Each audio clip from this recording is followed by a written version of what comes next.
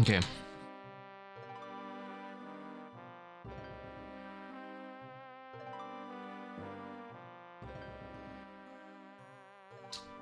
Hello, hello, my people.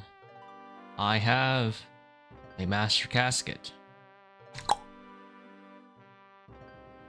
Ew.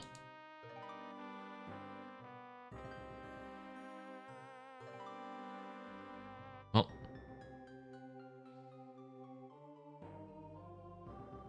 Was it pressing?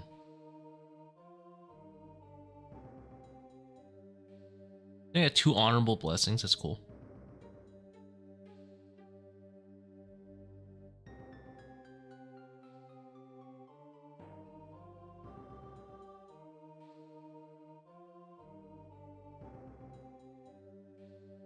I'm unfortunately still on Lunars though.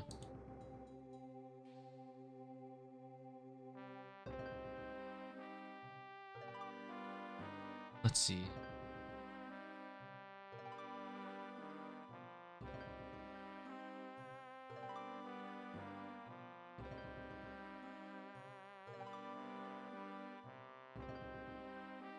We must do the ToAs.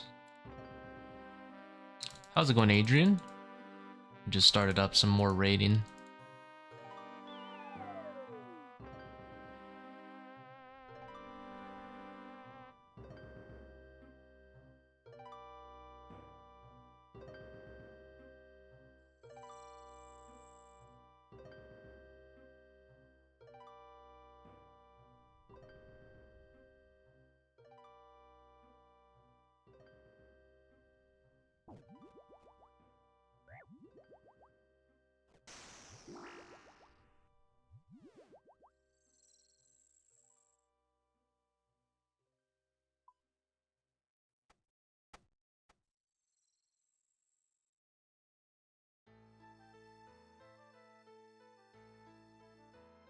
How many charges does Blood Fury have?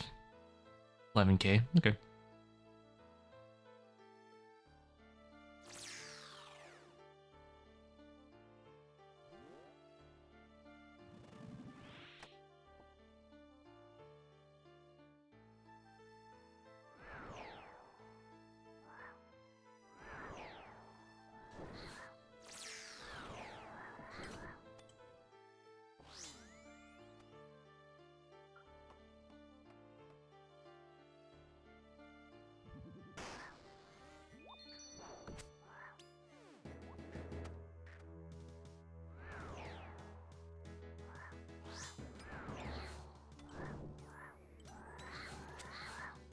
Dude, I thought I clicked.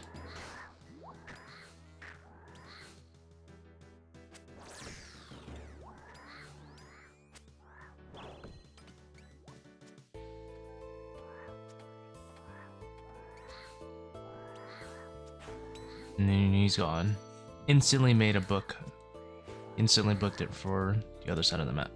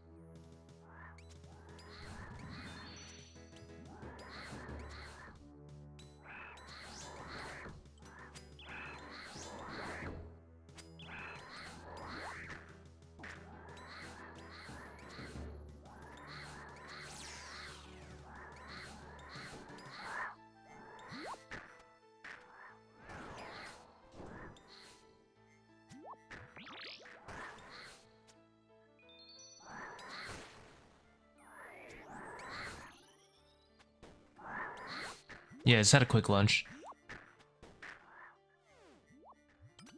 Did my clues. That's pretty much it.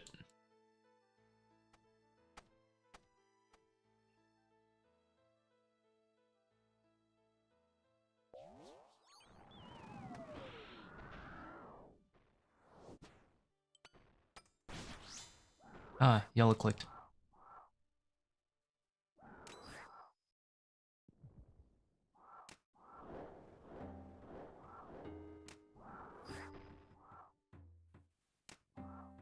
I failed time though. Also doing red X, like full red X or like a partial? Sounds like you're doing a full red X.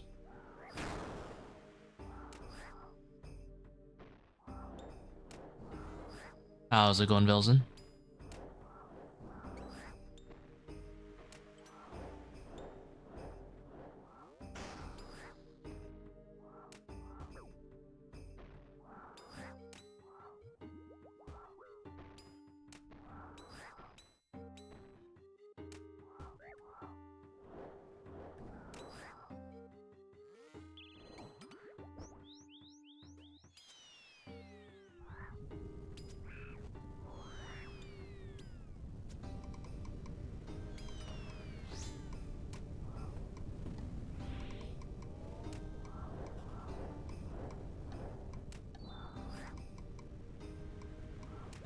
Opinion FFA ToA?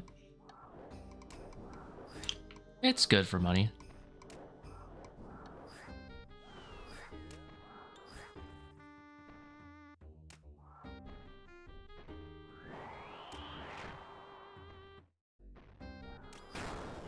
Nothing wrong with some FFA ToA, to be honest.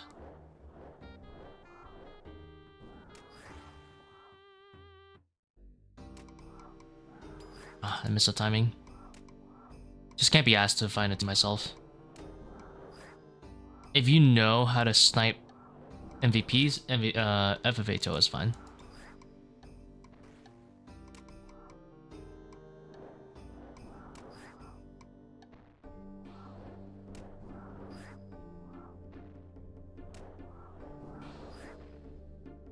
I think he has to throw the boulder, so I'm not going to bother resetting the cycle. Ow. Video game rude.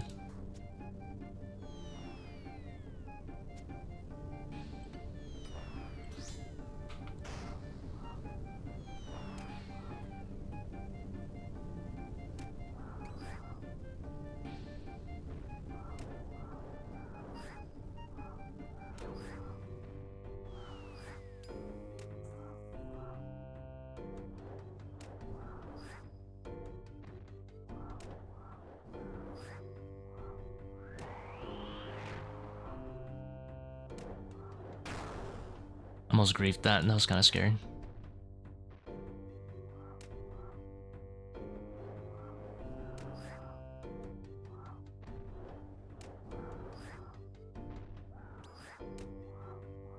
Two to one cycle.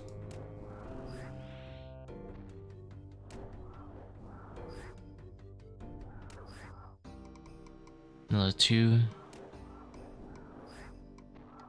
Actually, no, that one's this one. Holy. Did not check my prayer. I didn't think I would die. That's surprising.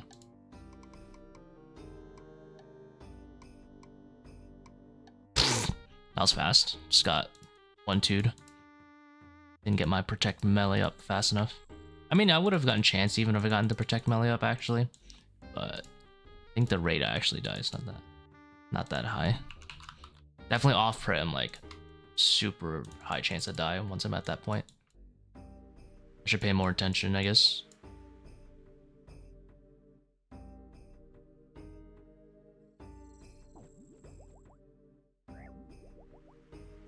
The monkey stack was a little unexpected. A little rude, to be honest. Do be like that. Do be like that.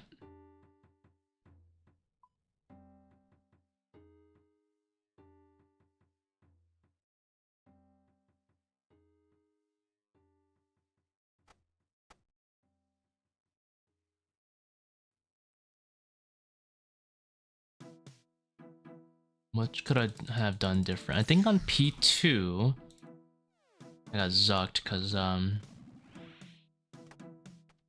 was on the wrong side. I could have gone on the left side so I didn't get zucked for 26.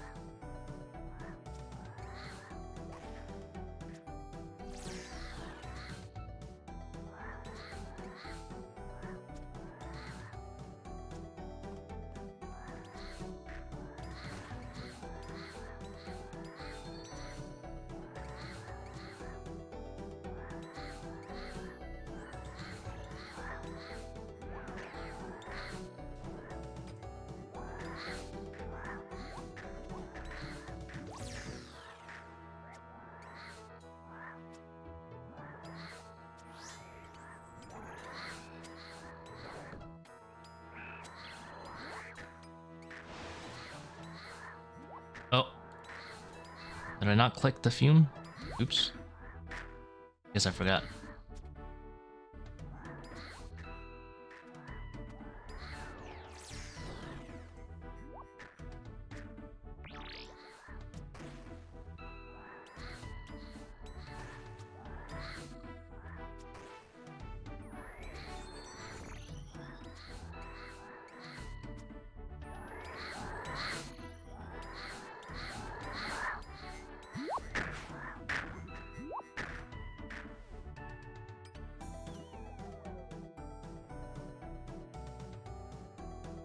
Now this is super arrogant going for this sceptre right here, but I'm gonna do it anyway. I missed. Alright, let's leave.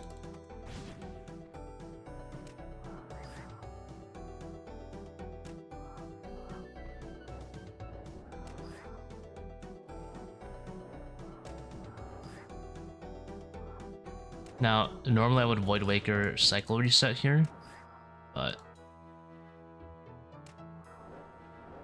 obviously.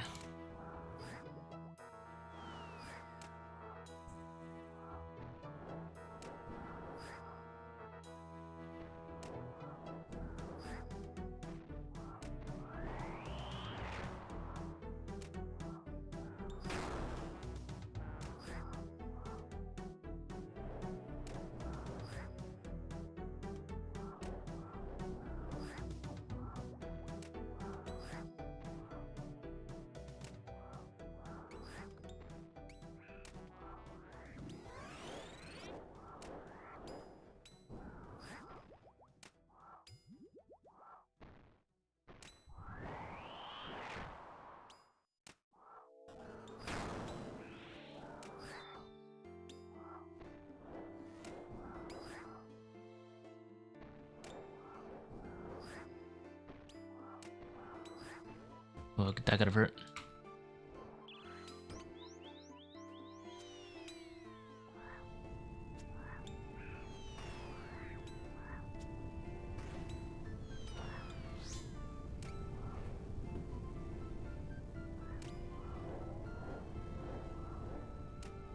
This is 4 hits, wait a tick, and then go under.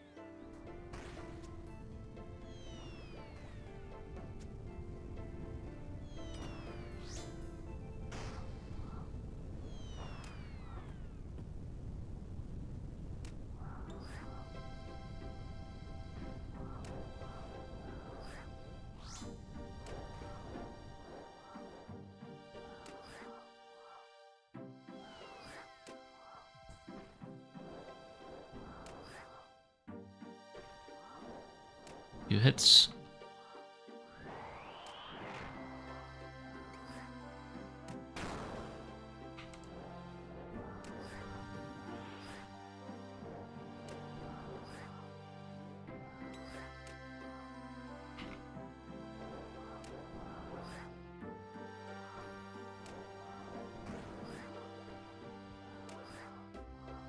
Hit a 1.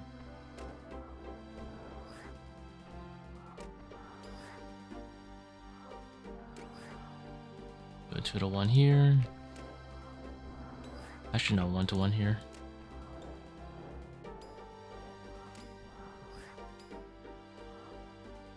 Go under.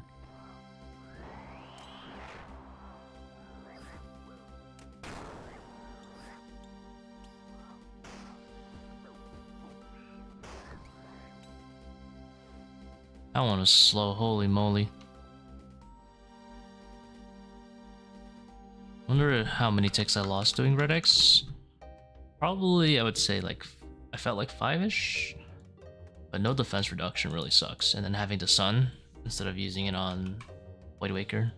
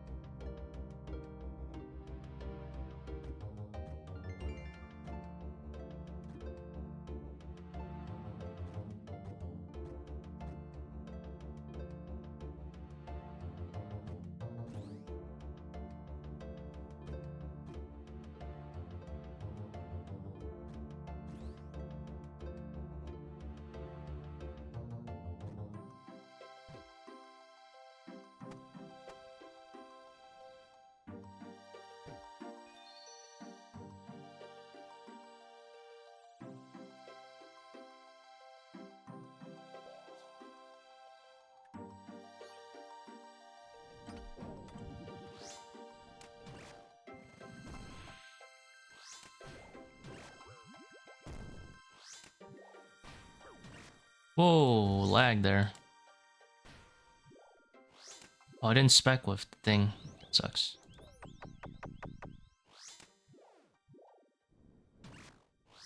Wow, that really sucks.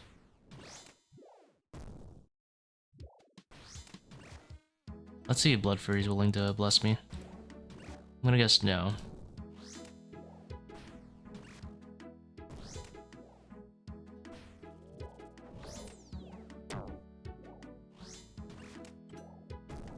We'll do this instead.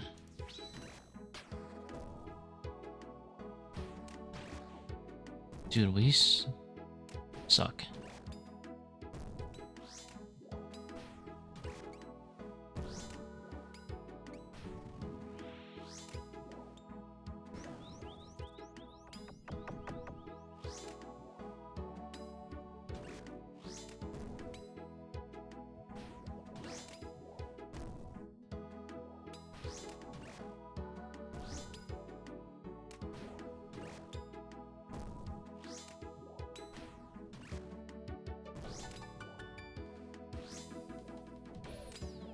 Dude.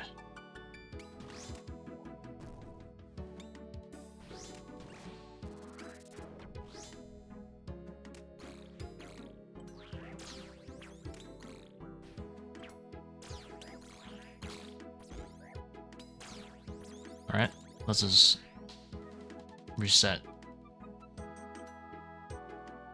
Bruh, I suck.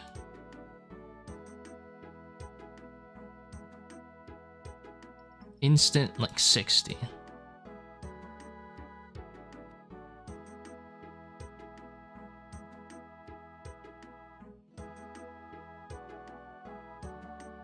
Usually do Fang, Void Waker, but I like panic because I just realized I wasn't 100% spec. I had 95%. Which is obviously a big deal because I need 2 specs.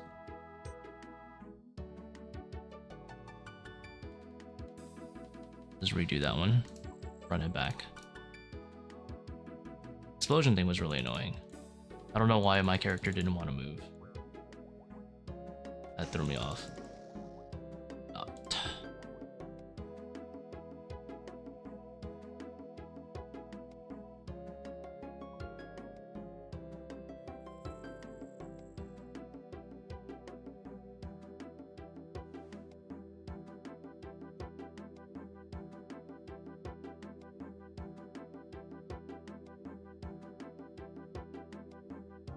Baba Simulator.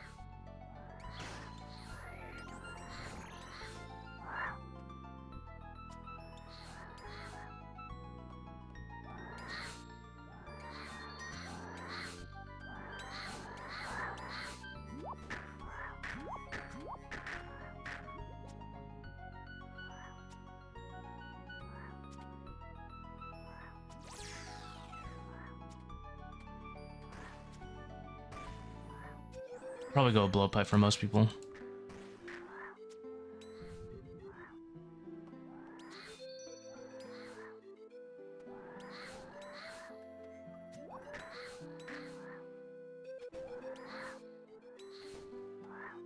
It's not really a Tbow thing, it's more of like a what kind of raid are you doing too. Like, I'm not really swarming too much, but so a lot of people would be.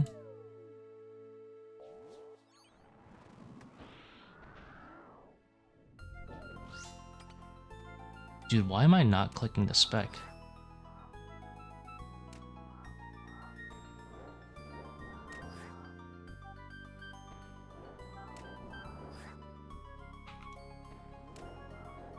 At the end of the day, in my opinion, you should just try it out yourself and see if you like it.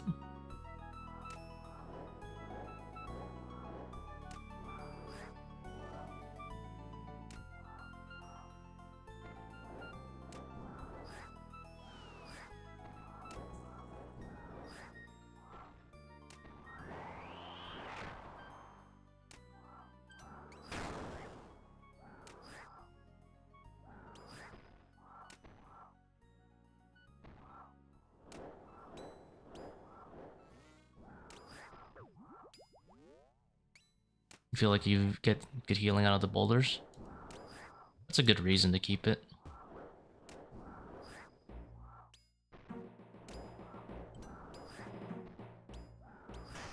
Yes, now we can do it again.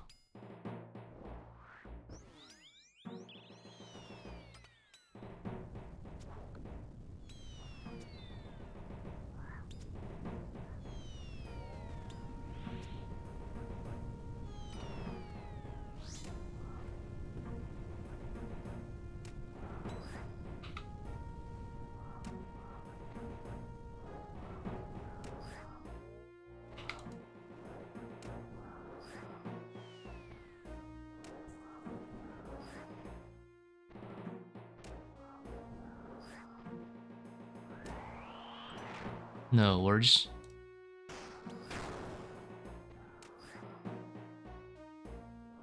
Are you kidding me?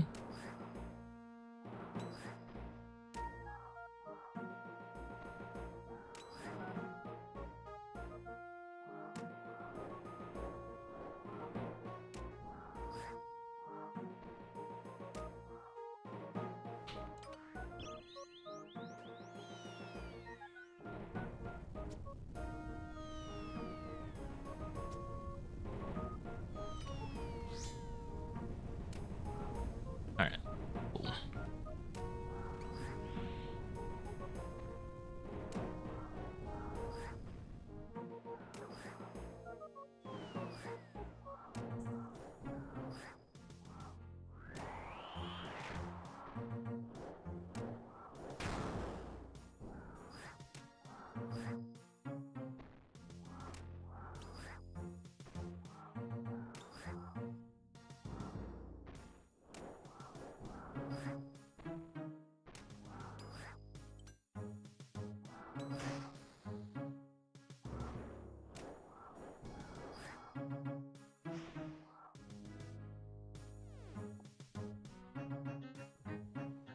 There you go. That's more like it.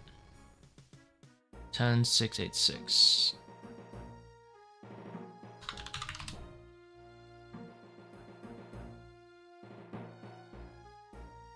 Like, blowpipe's better for monkey room. It's just a little annoying to use because, you know, obviously it's dragging you.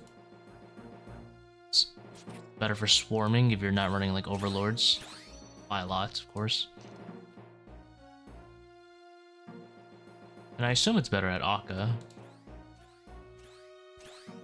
Although that's like mostly butterfly anyway. And if you don't need the inventory space, then like definitely not, right?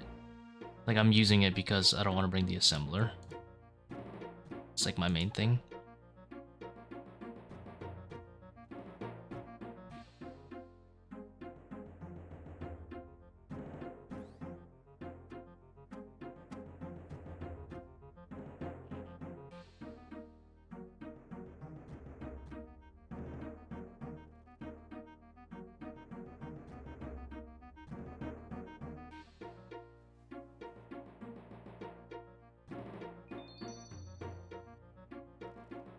I'm always out of run energy.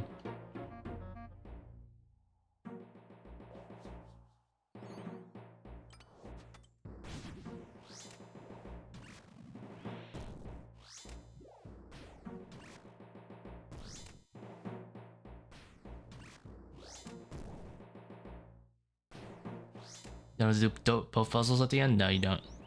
You just zigzag between them and solos.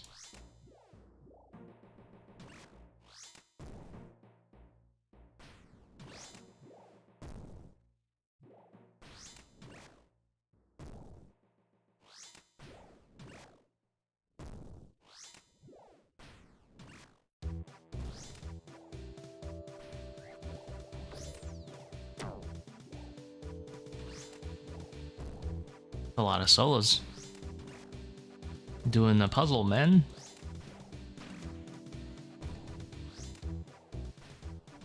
Be like that, I guess.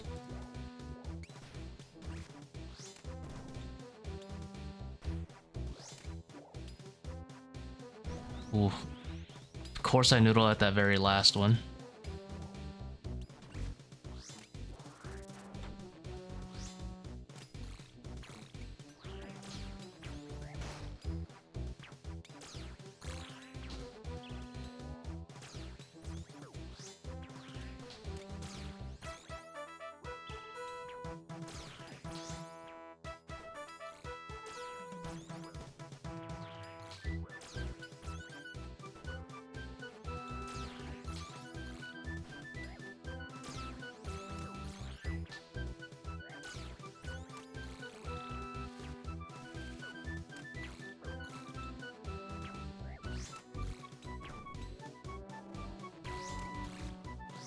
I don't know how much I like that method.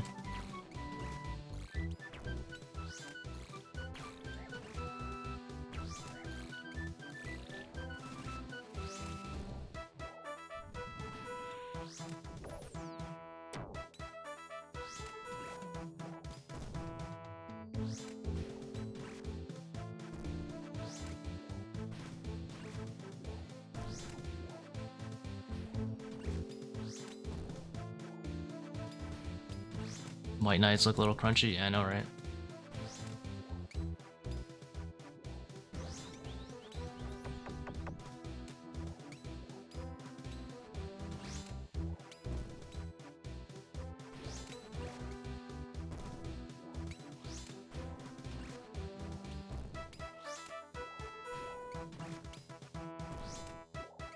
I'm gonna try a no-dins method after this one.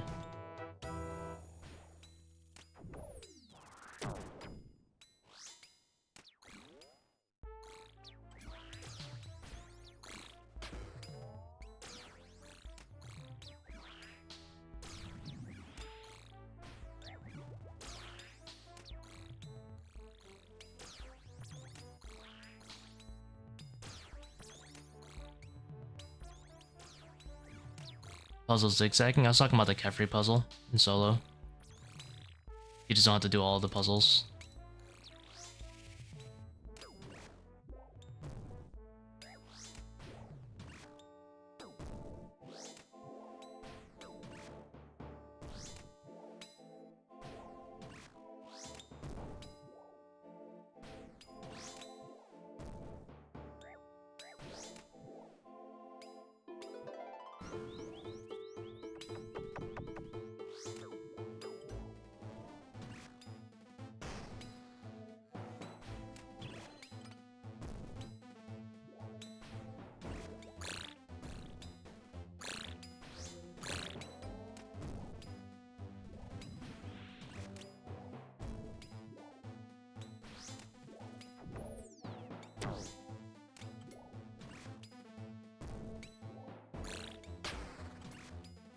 Very juicy spec right there.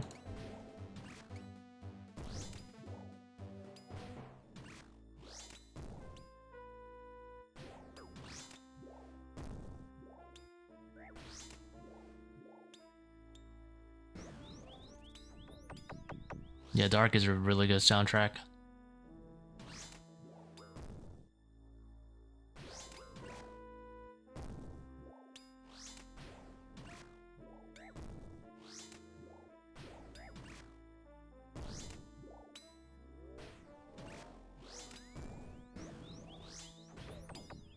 So worth.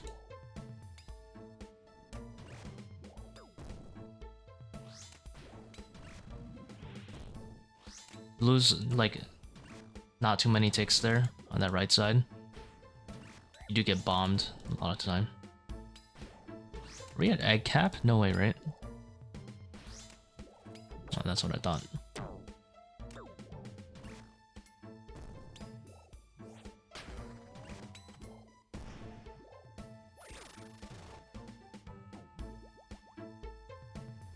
Oh, I thought I dropped it. Rank it, whatever.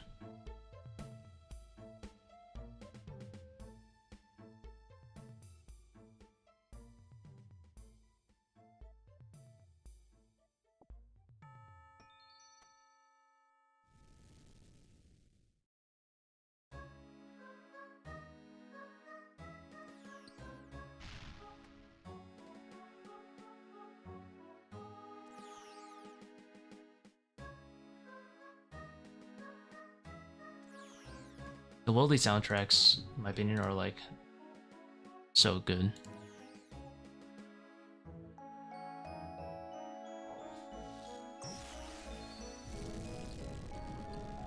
Hoping that when I do my masters, someone tries to PK me, and then I'm just looking like an innocent PVMer, and then I just combo them out. I've done it once. The good old let them get their guard down because they think you're just like, you know, max PVMer doing clue, and then you just combo them.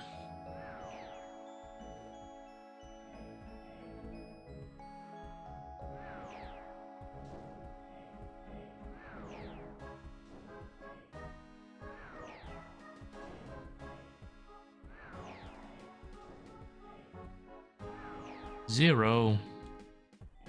Alright, got it there. Oh, 4 Akka too.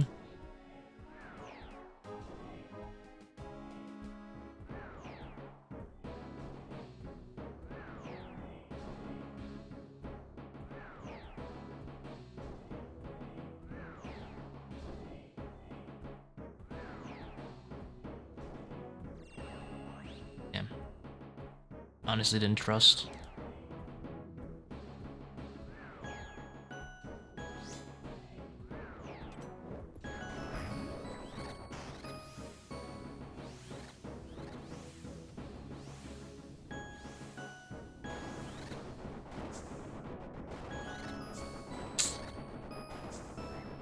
I knew it was 6 and I still miscounted.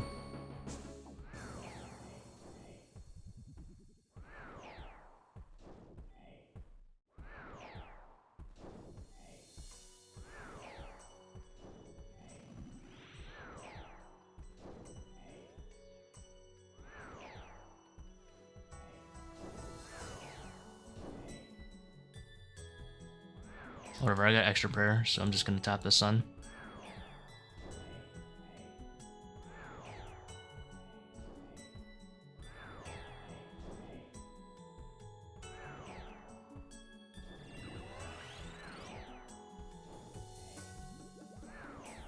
Drop the ego.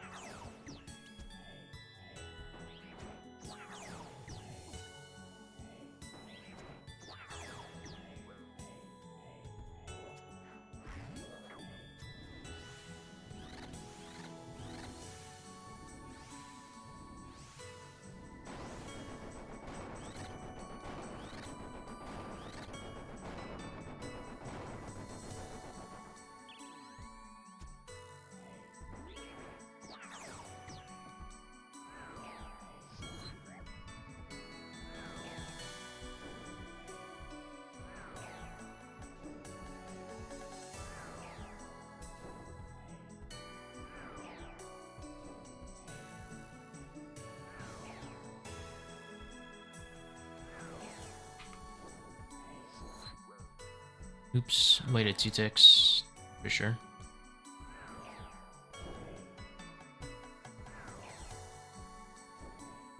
I'll make Zaka switch.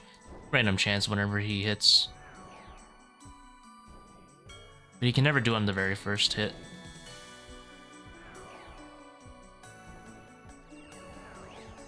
There's nothing that makes him switch.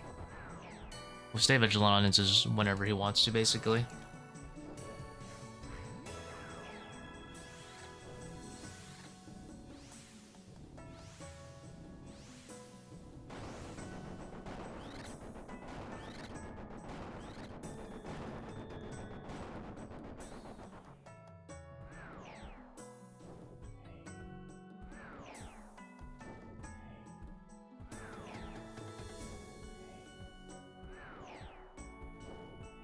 At least as far as we know, I don't know, there might be something.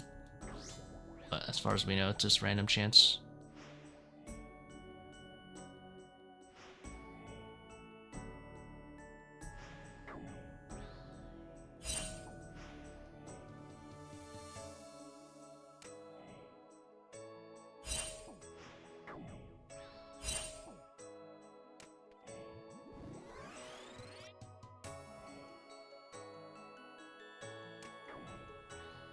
Dude, I was so scared. There's like 50 orbs.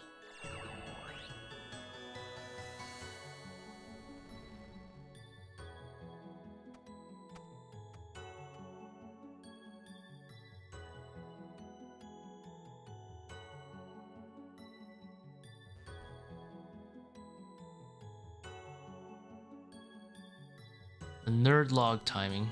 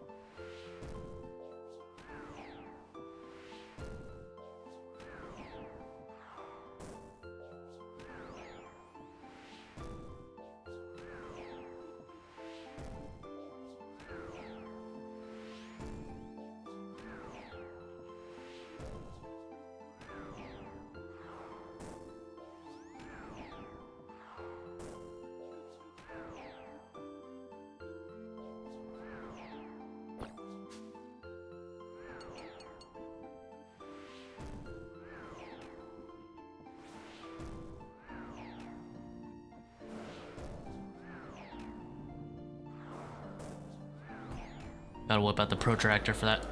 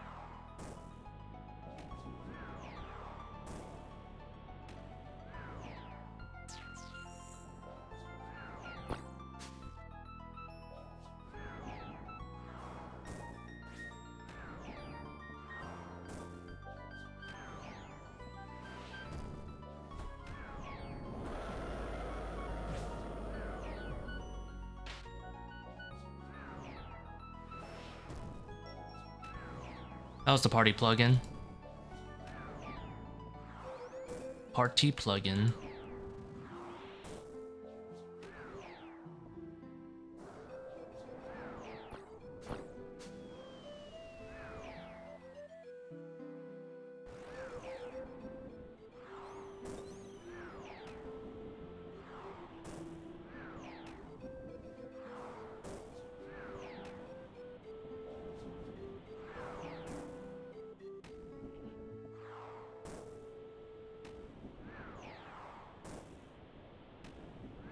I'm not doing melee range into Narnia. I will happily skip.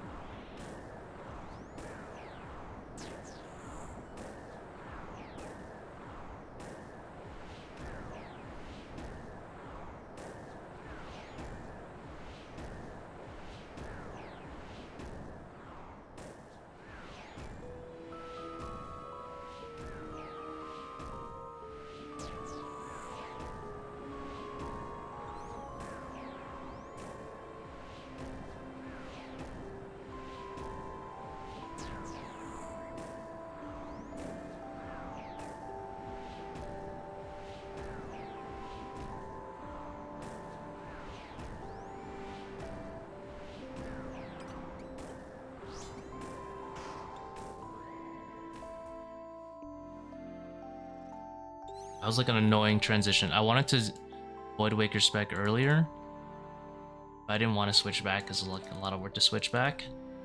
Should just do it early. Because what ends up happening is that he'll heal and then I'll have to switch back and it's annoying. But then if I don't do it, I'm just sitting on the spec, not really utilizing it well. Should just use like 3 of them early or something.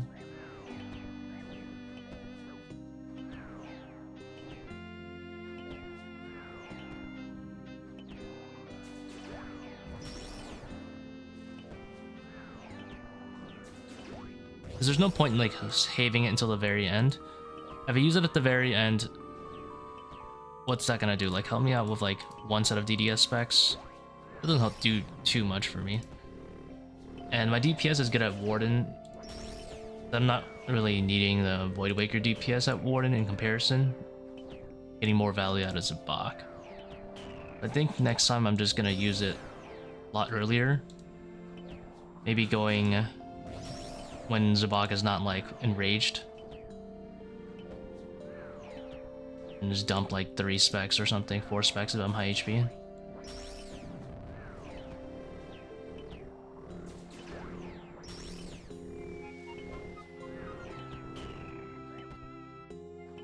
It's gonna hit me for sure.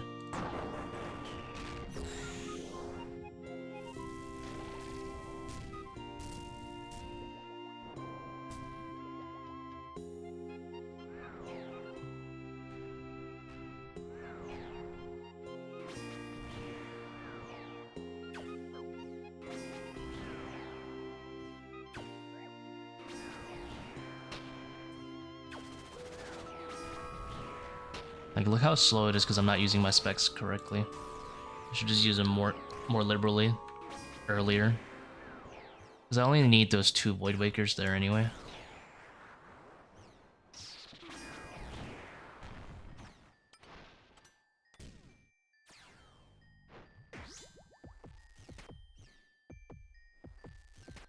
Yeah, it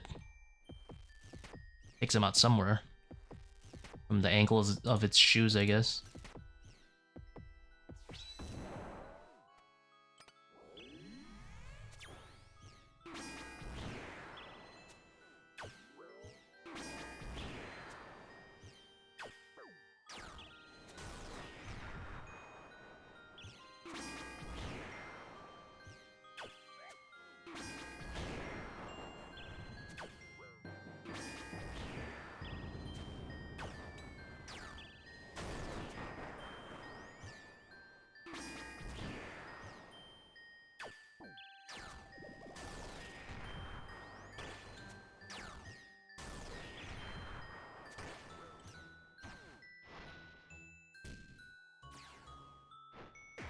Dragon arrow is that expensive? Jesus.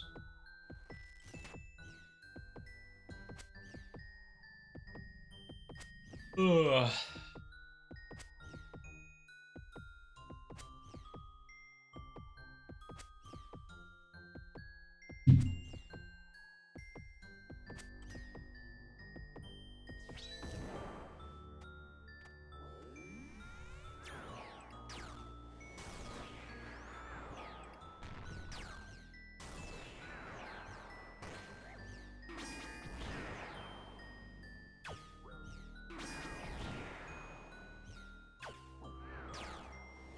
What?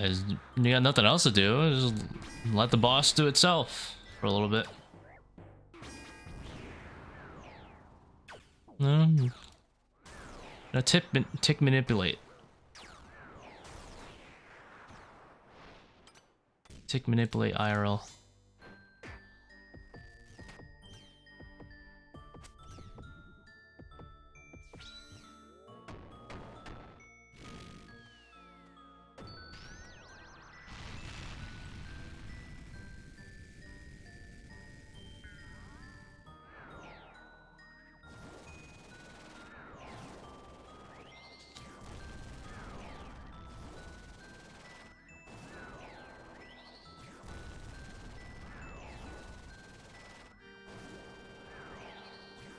Ah, thralls.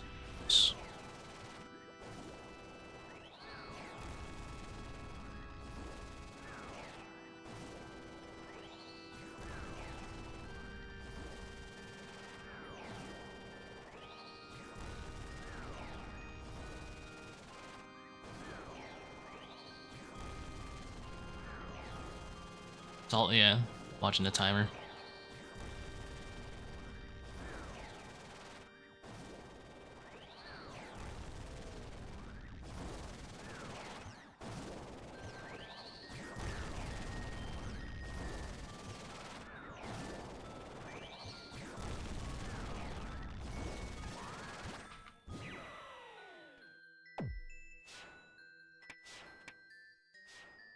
A little overhealing, no hurt, don't hurt nobody.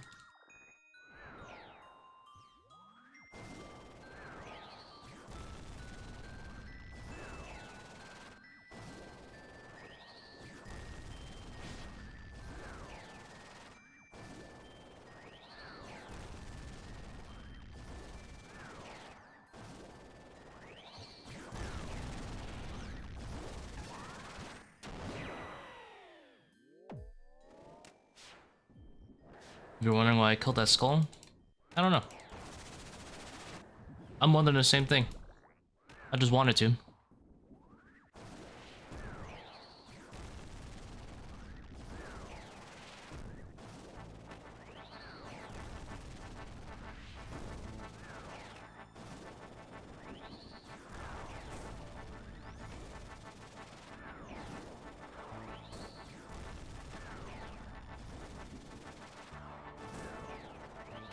I'll take a solo shadow. It's been a while. Just got done watching the morning stream VOD. Welcome back.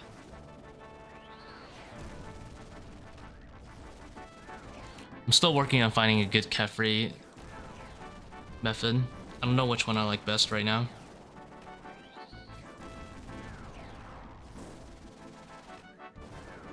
I think I'm gonna try double Void Waker into chins. Go back to that. For Kephri Overlords.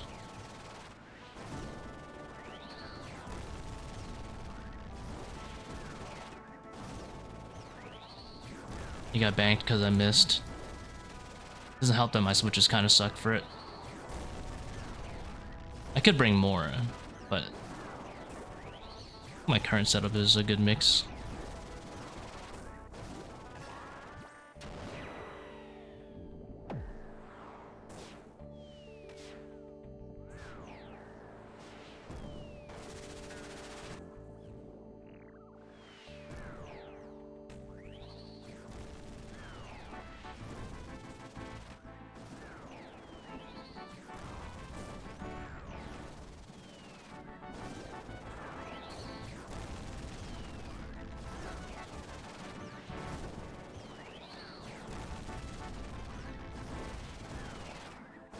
I have a few ideas like on the setup, to be honest.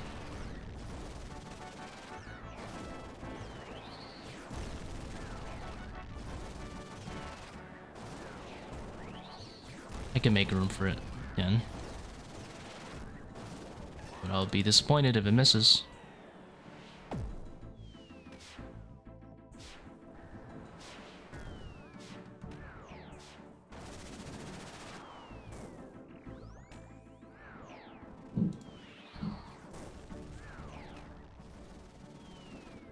New rings will be usable. Definitely the major one, like for sure. The altar, I don't think the altar is worth. I redid the math on it. I wouldn't even use it at Warden, honestly, David, after that. Even if I brought more switches, I don't think I'm gonna use it at Warden. I'm just gonna spam Void Waker. But definitely for Zebak and Akka, it's really nice. Like if Akka switches, actually has some real DPS. And obviously at Zebak, it's juicy.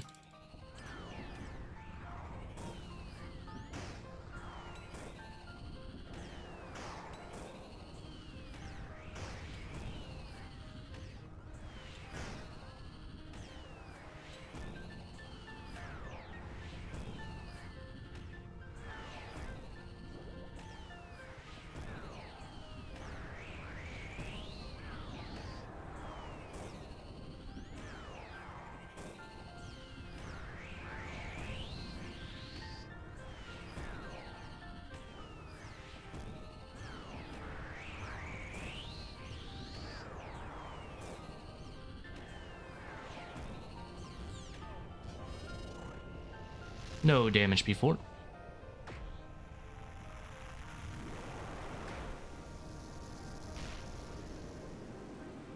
Nice. 93.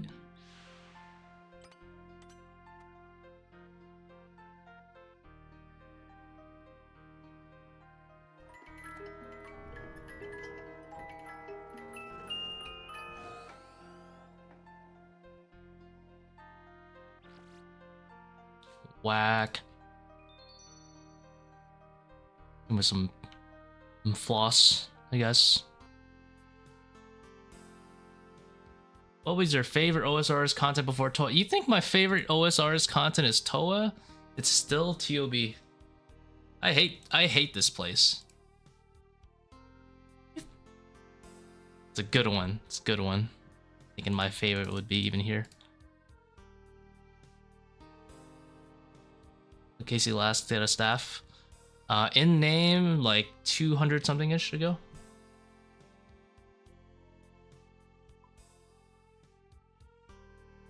Been a while. Alright, let's go for some speed. Let's try this out. Let's try this out. And then, how much space do I have in here? Let's pot and then see how much space I have.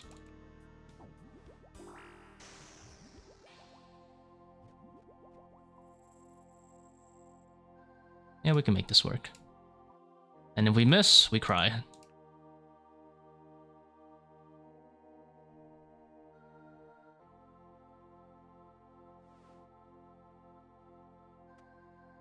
Become very sad if we miss. I mean, this is like the more efficient setup, right? I just have to be kind of careful about my prayer usage. I also don't have SGS to bail me out on healing, so I have to probably use like potentially bad prayers at Warden, but like that's the whole point. Warden prayers don't really do much anyway.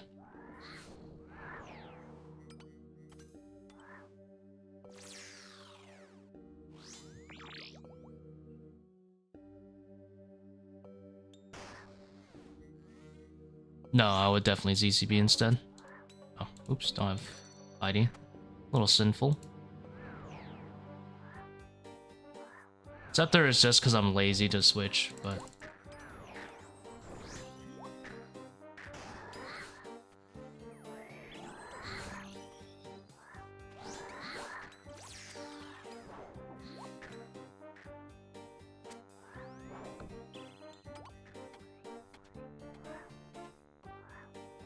Oh my god, I have some meme darts because I was in the wildy. I don't want to bring my whole stack of dragon darts. No! It's doomed. I have amethyst starts. Let's leave.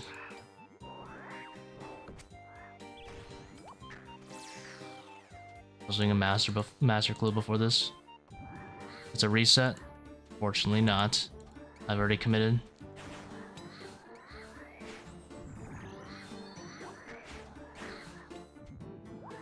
$24s?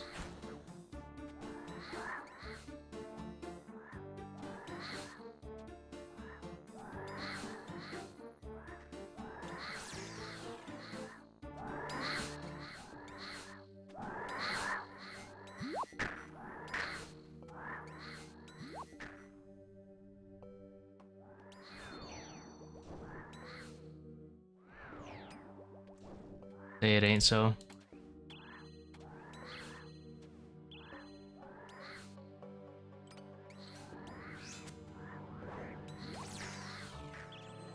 I mean, we can make it work for the boulders.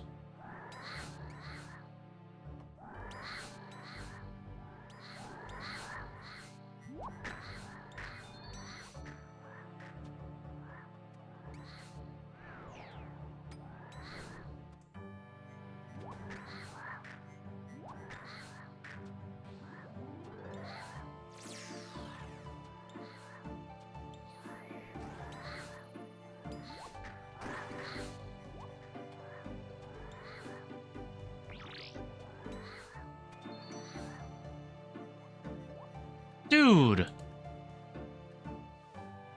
I hate shamans. Not shamans. Venoms.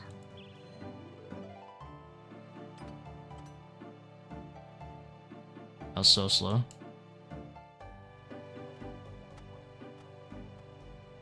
That guy ran so far, it just cost me like an extra like 5 seconds.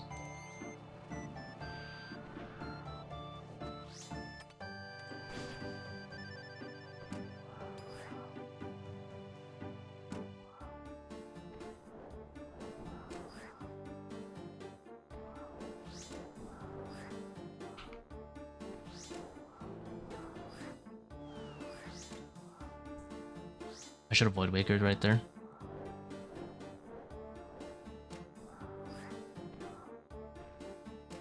Might not matter.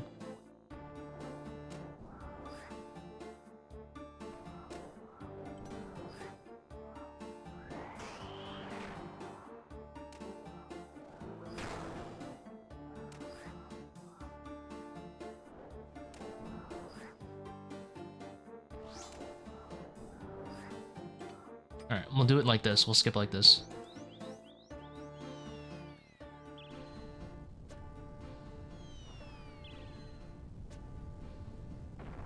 Oh. Skip like what?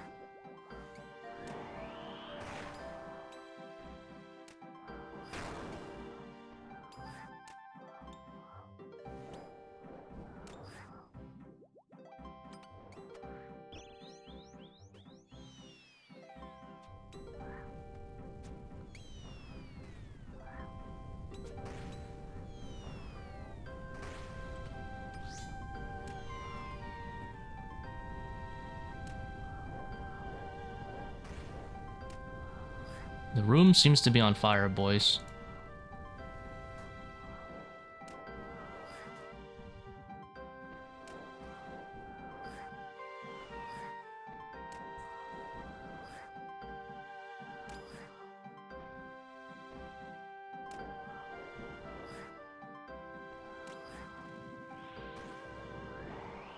Legally speaking, I have to sun.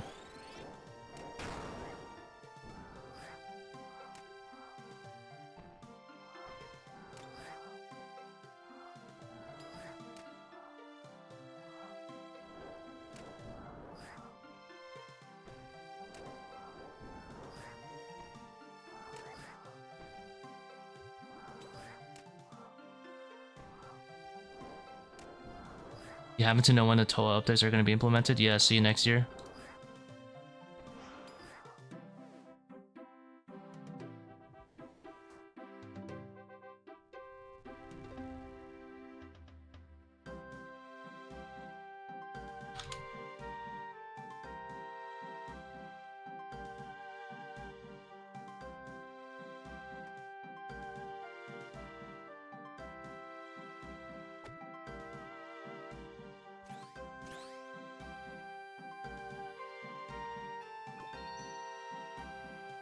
Why do I step in to trigger the red X? What do you mean? You have to step under the boss.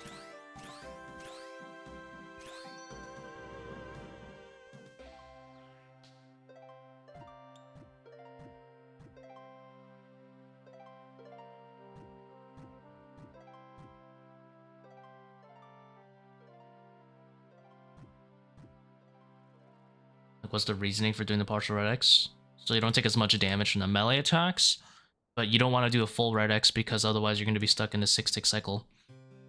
If the red X cycle in the beginning actually doesn't have much tick loss, like for the first 2 cycles or 3 cycles, depending on the phase, but after that you start to encounter a lot of tick loss, so you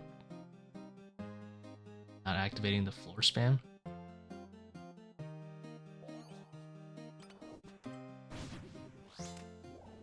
You mean floor spam?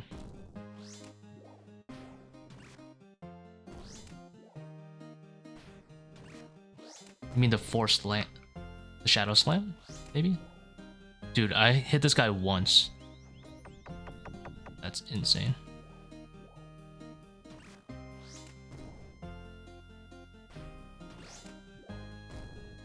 Where's my deeps?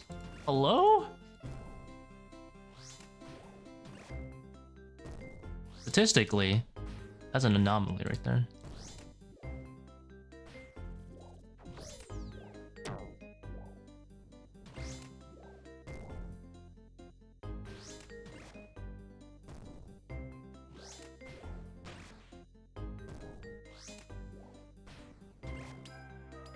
To cancel out the auto, yeah.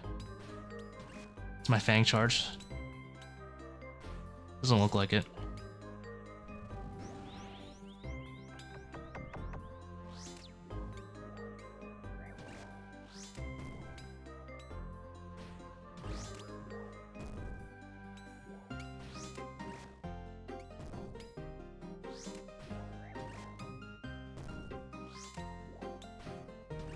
Watch, I'm gonna noodle with the ZZB, I'm gonna bench it.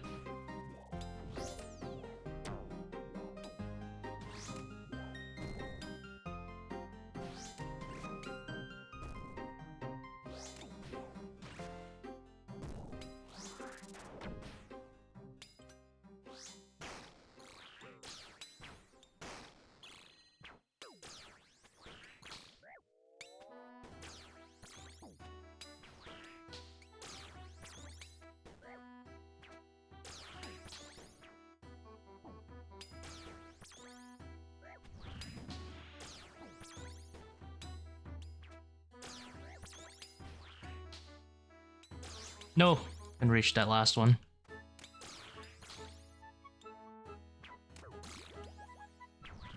Take me out.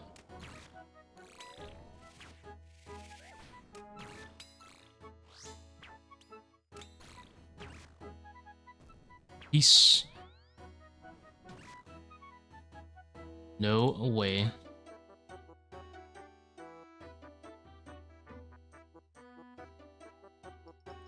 No way, Jose, am I running that one?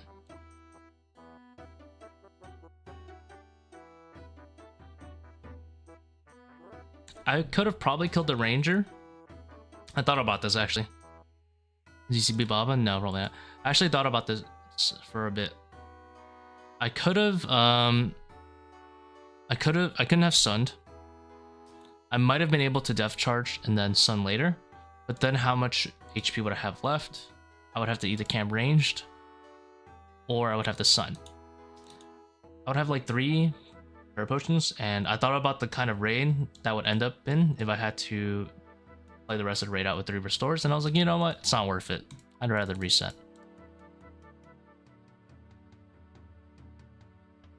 Is 3 restores workable with? Yes. Do I want to do a 3 restore raid? No. Absolutely not.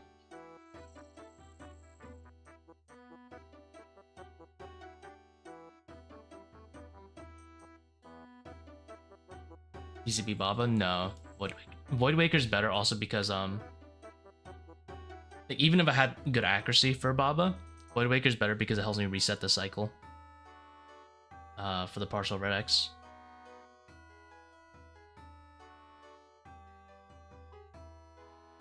Din's angle to me. Maybe. Maybe. This is my old setup, right? I had an SGS, but I could probably just put in Dins and not take the SGS.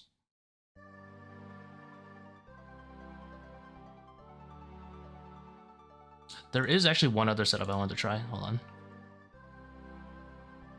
Buckler for just throwing chins. And mostly to juice up my, sounds weird, right? But I'm gonna try it out. I'm gonna try it out. It is kind of weird, not gonna lie. I'm gonna try it. It's not really just for chins in Monkey Room. It's ideally if I can chin the swarms at Kephri over and over and hit the ranger. I think I get like 3 chins on the ranger this way.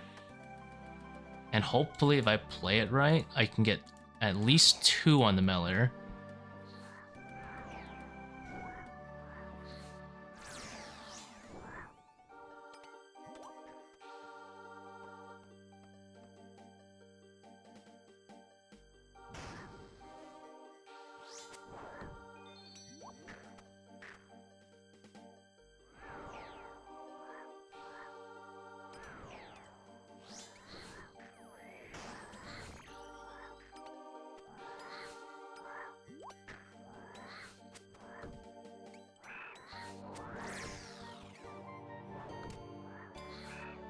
Why use the Fang if it's not gonna kill it anyway?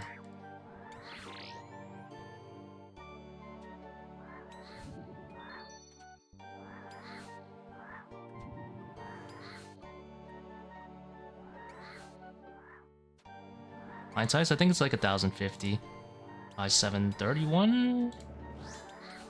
My memory serves me right.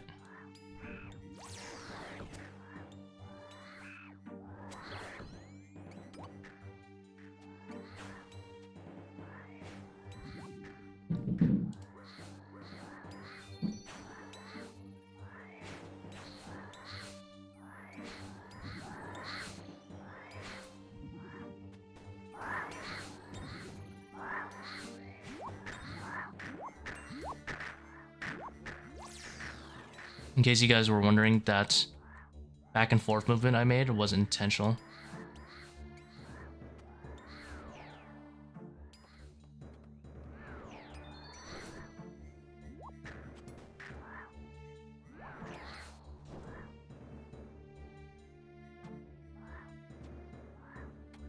Stack the chin chonkers.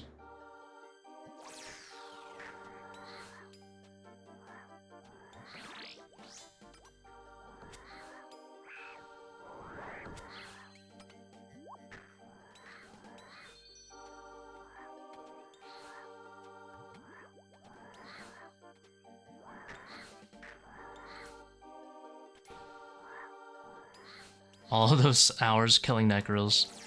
For real.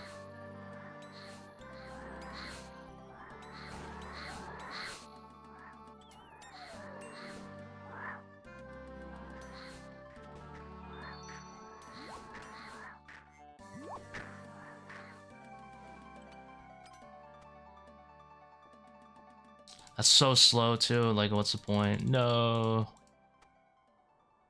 My void wait. Maybe it's because I'm just rusty.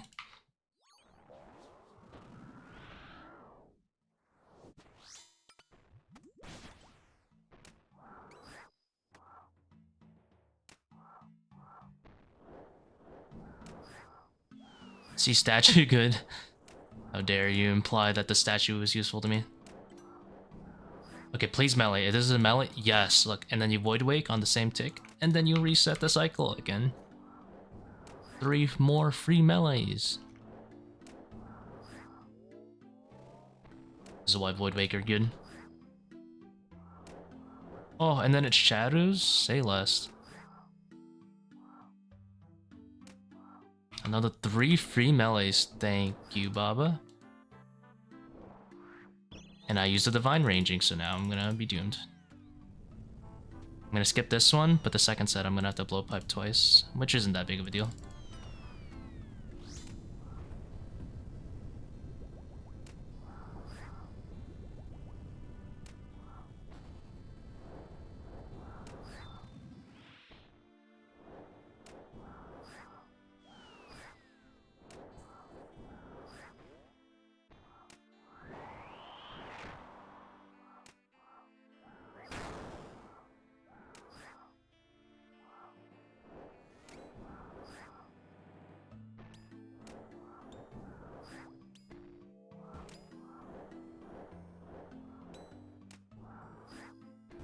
Which ends 1 hit? Maybe. I'm gonna guess no.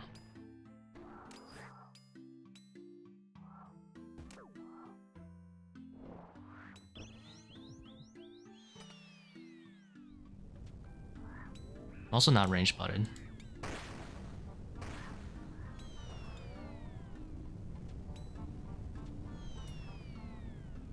Nope. Answer's no. Ah!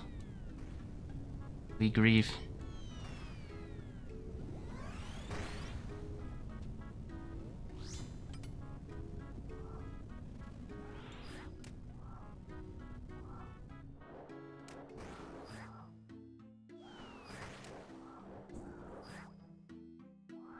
I haven't done blowpipe double skip in a while. Super rusty.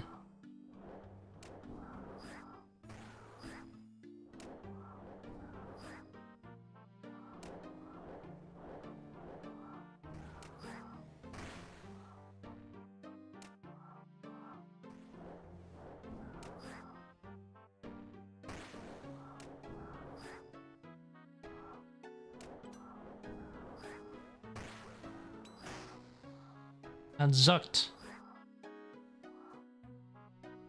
This is just a 1 hit, unfortunately.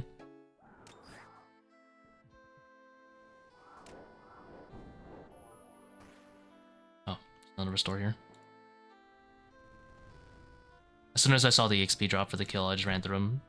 Knew it didn't matter. Unless that like lowers my points or something. Don't think so.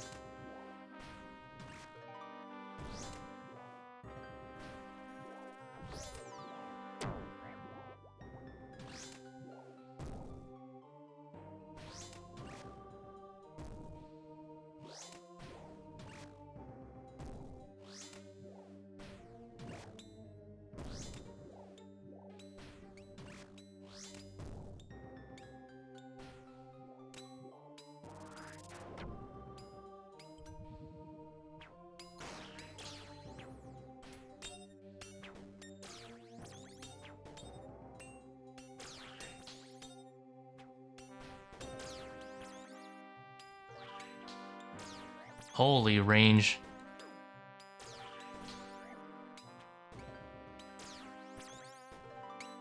I messed up bad.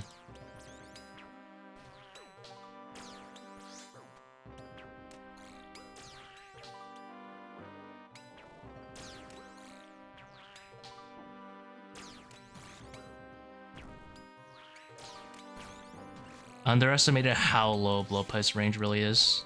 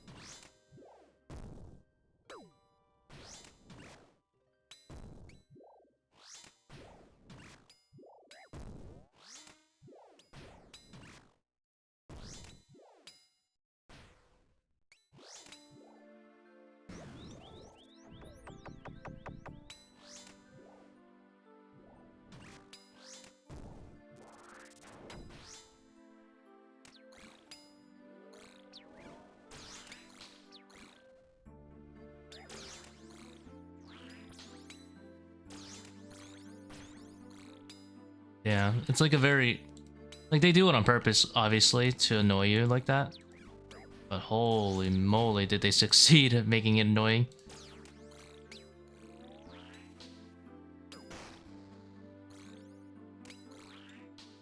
Well, there's no way that's not intentional. But, god, it is really annoying.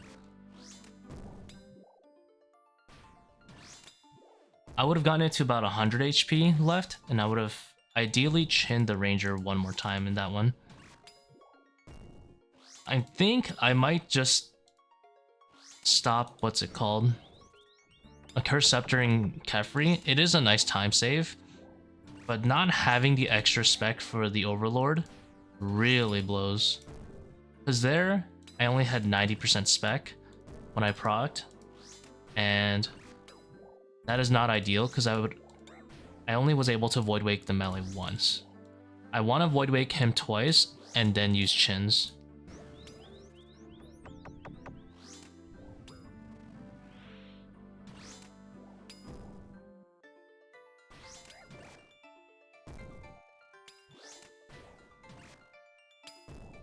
And this has happened to me multiple times today where I just barely don't have the spec.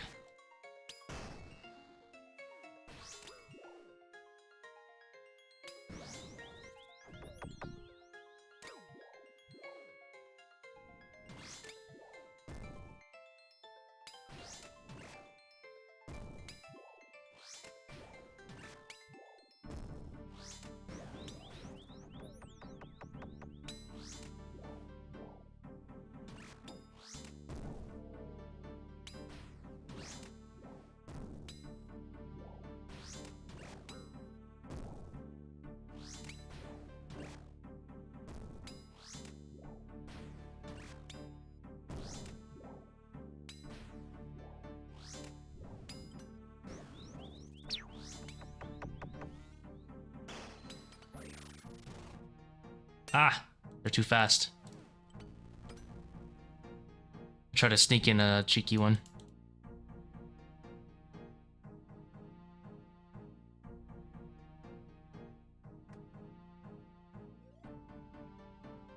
Or SGS.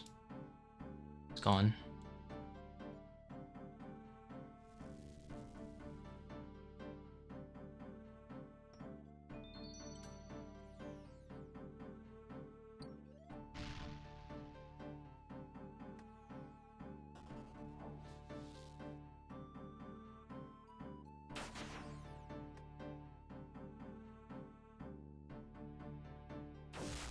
I'll be honest.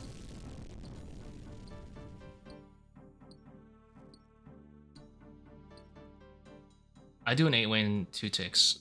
You think I can 1-tick an 8-way? You're bugging. The only thing is, I might make it look a little bit faster because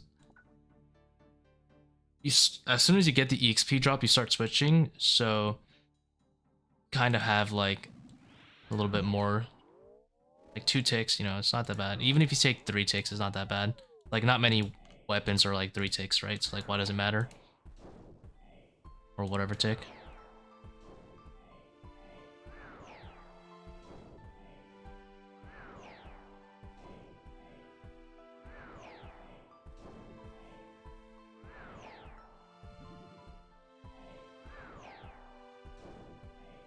.1%. Of course.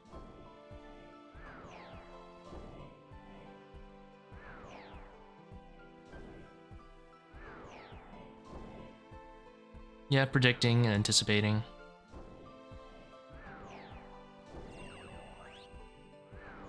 I think I'm gonna go back to the webweaver.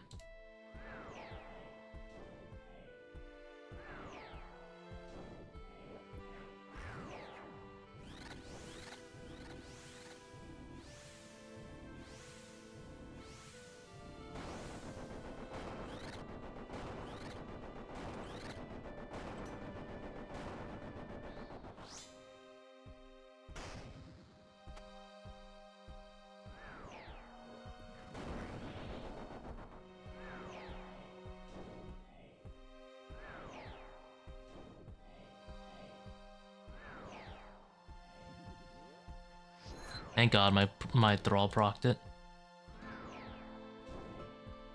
And that Akka didn't switch right there.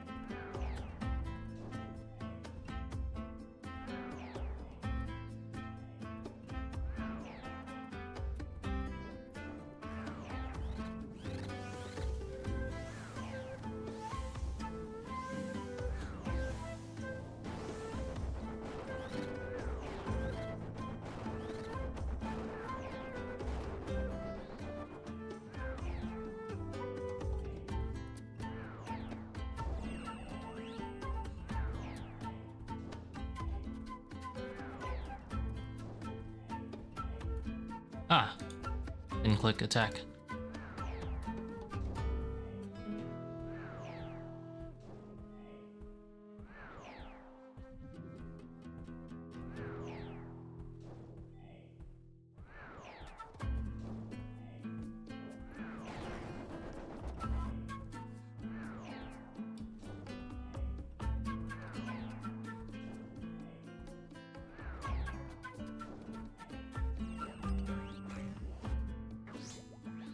There's no real, like, secret big tip for keep back.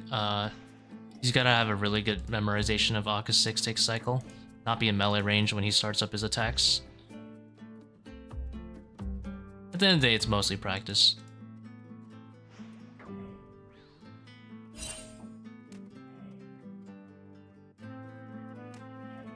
Like, you can use the hit splat if you really want it, like, you know, kind of get a feel of the 6-tick timing, I guess.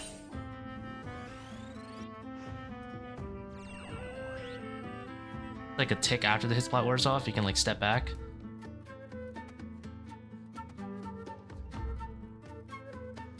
But you can just wait for him to attack before he does it. Having double trouble helps a lot too, because then you're not marked at the same time he's attacking you.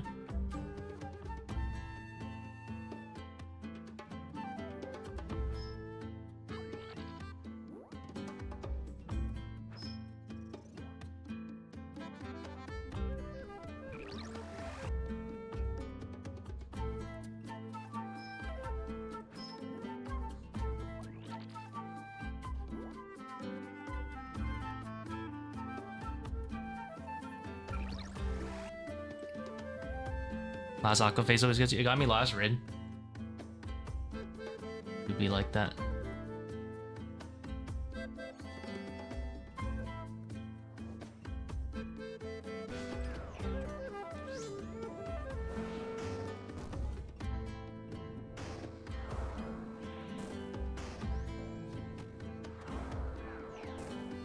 Like there, it took like a billion ticks to switch. It's fine.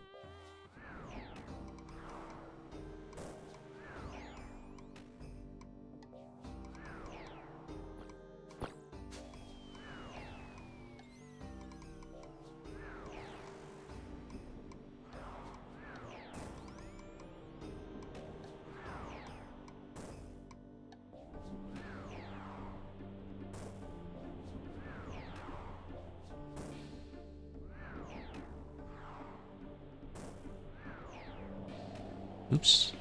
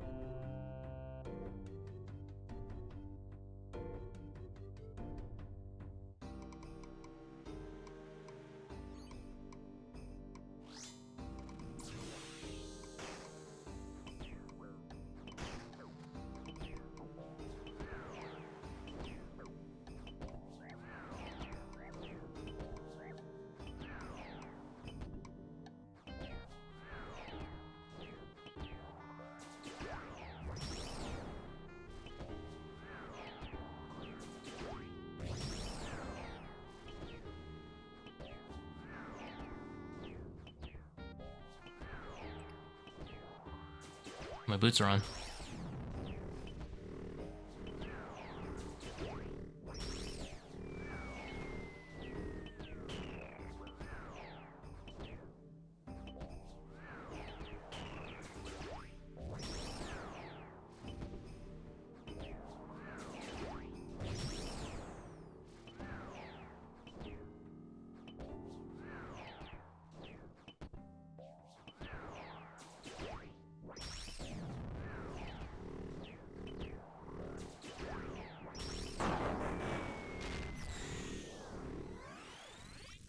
Oh, this salt at a weird time.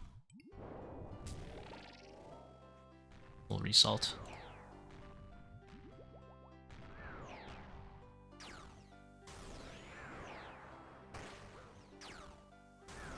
Sounds painful.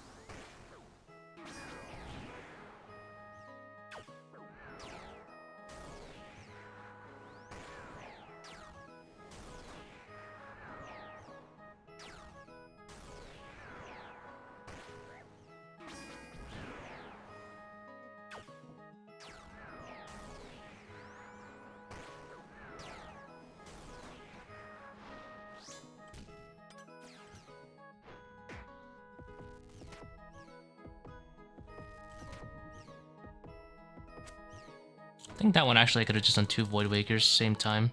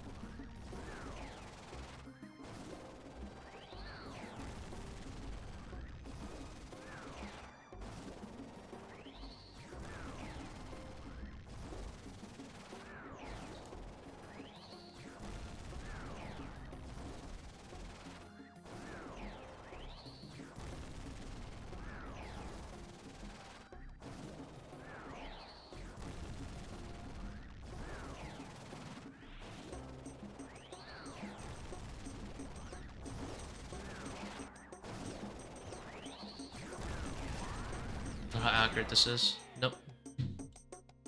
Not accurate.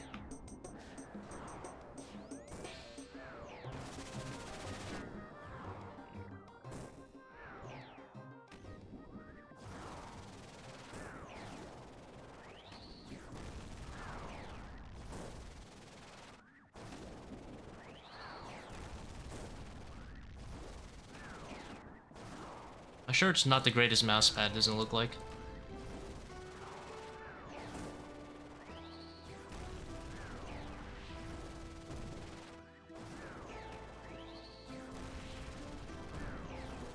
Unfortunately.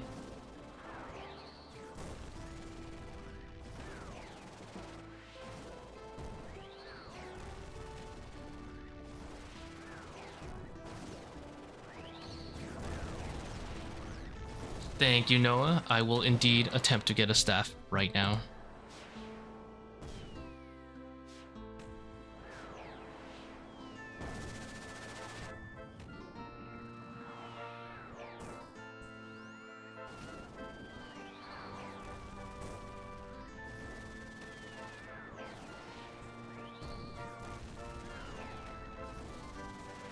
Yeah, I messed with my mouse a bit. That doesn't feel the same.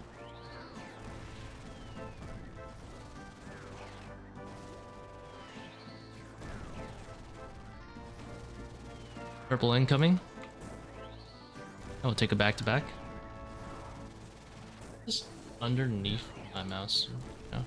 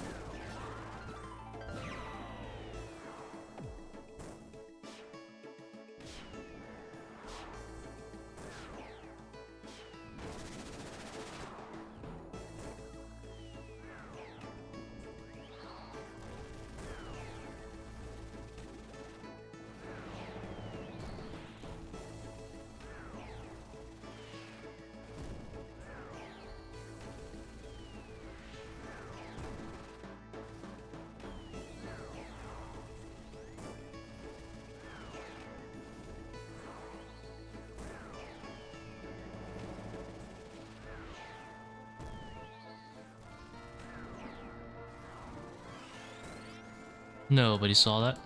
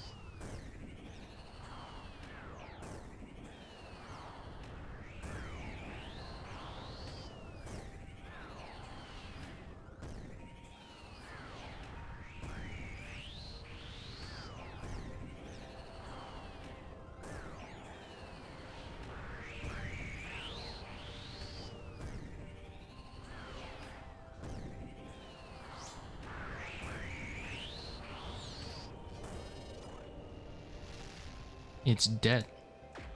The IP in the bin after last night? Absolutely no. I just called them, see what they could do. They said they reset some stuff, but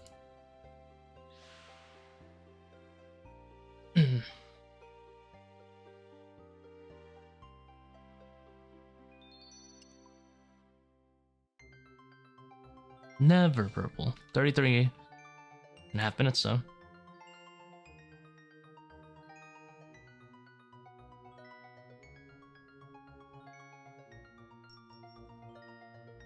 Hashtag grows.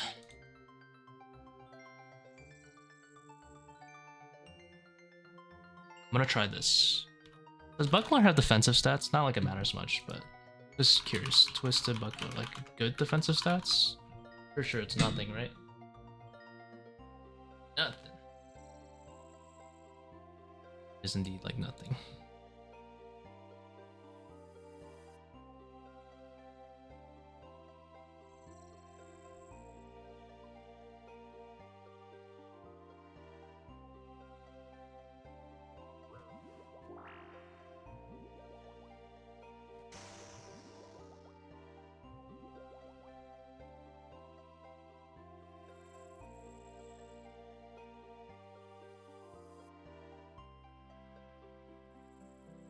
Ah, nerd. The nerd log strikes again.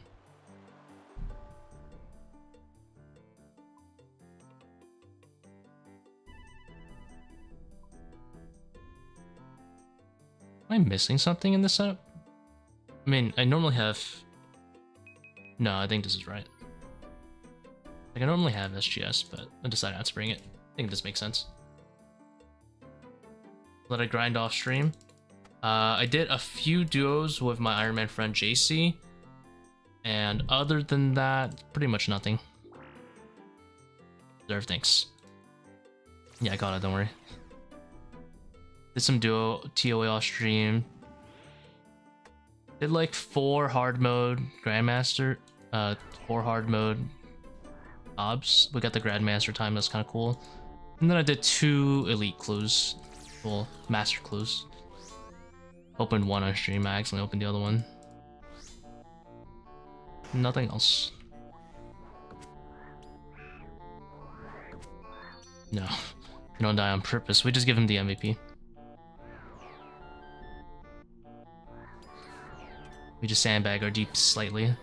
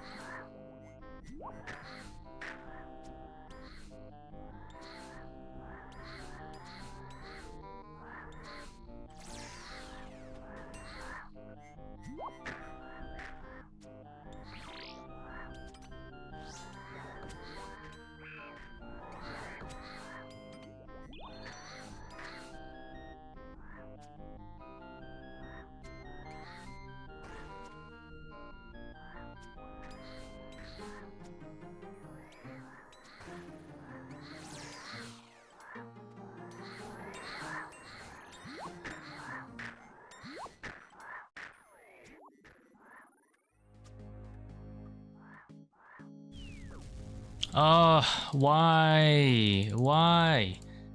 It's so cringe. The tankiest shaman to have ever existed in the game. Bruh. So toxic. River.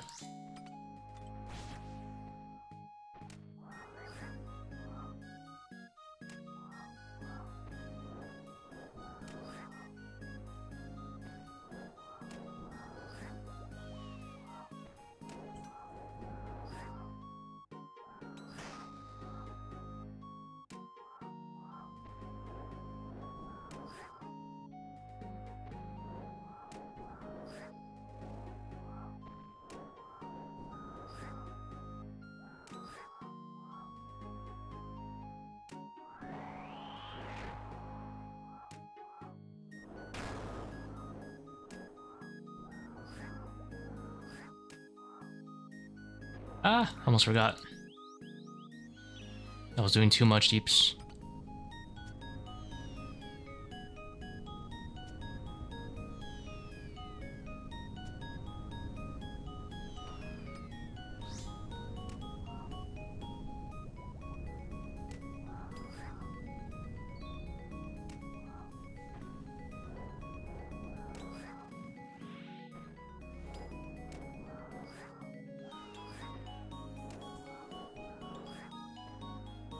Should have Voidwaker reset right there. Oh, that would've been so sick. Huh, didn't end up mattering, I guess. Thank you, mama.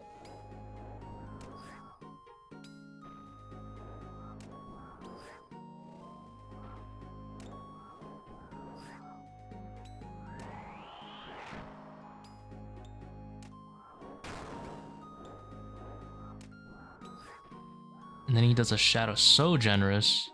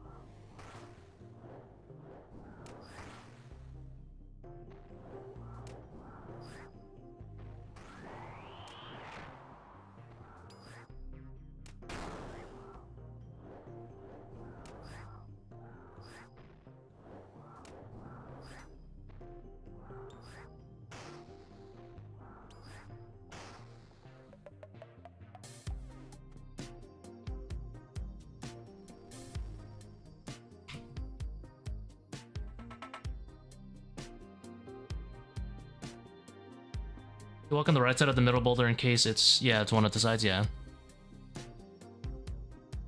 If you have a blowpipe, that actually... Why did I pick this side, whatever?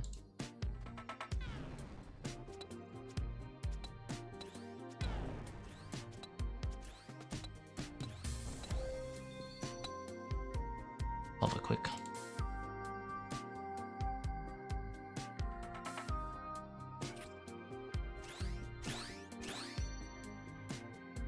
If you have a blowpipe, you can get all 5 boulders doing that from any position. It's like 3 to 1 or 3 to 5, doesn't matter.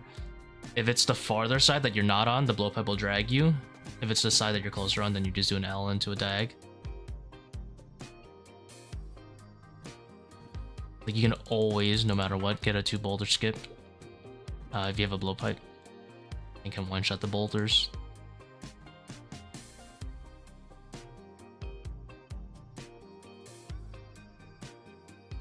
Right. I'm not going to. Because I need to remember, I need this spec.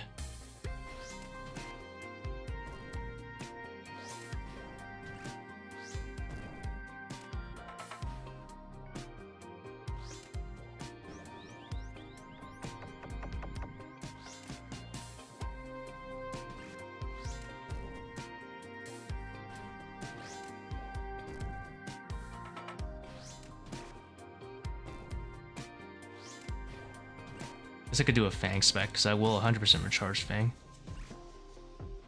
Reserve, it's for my range level.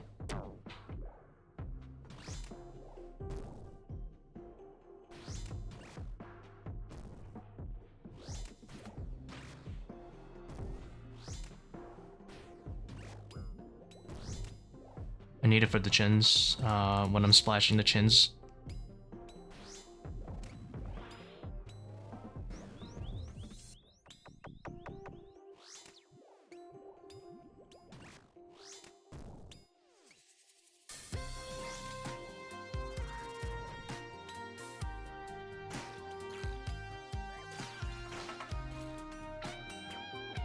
Oh, I misclicked the swarm. God dang it.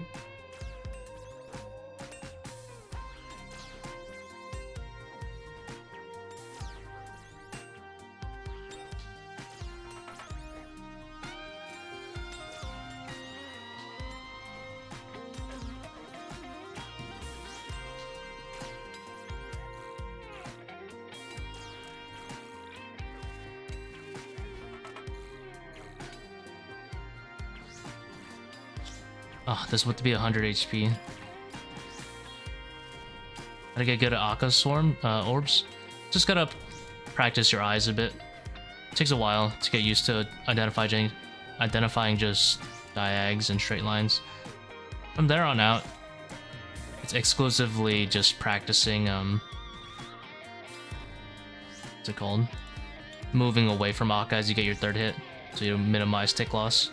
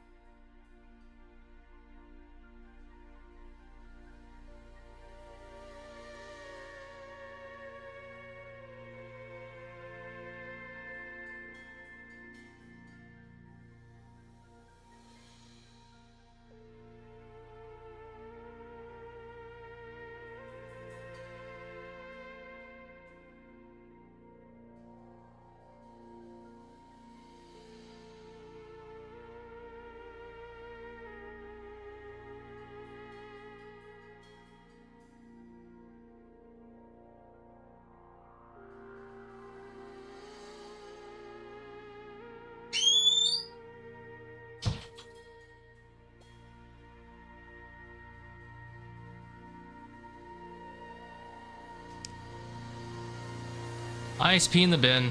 I'm mad. I am indeed mad.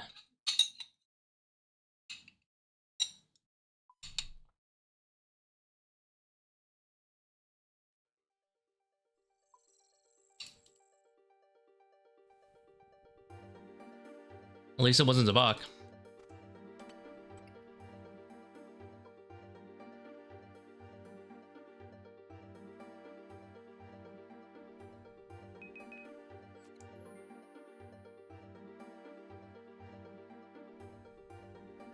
That is quite annoying.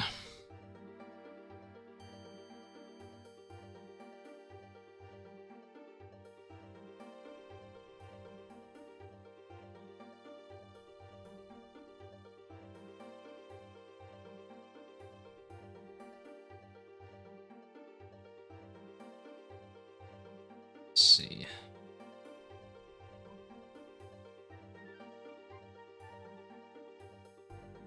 Ah, 27 mil left.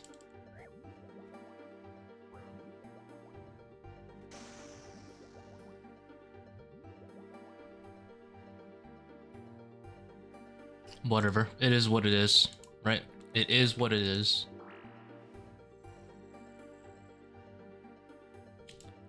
Is what it is. Nothing we can do but send it again.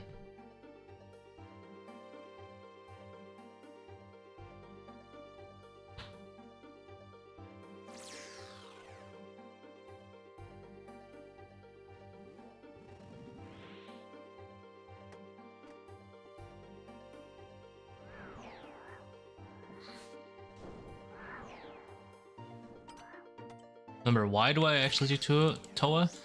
Is so I can practice achieving the avatar state. You know, you have to just release all earthly desires. One of them apparently being having a stable internet connection.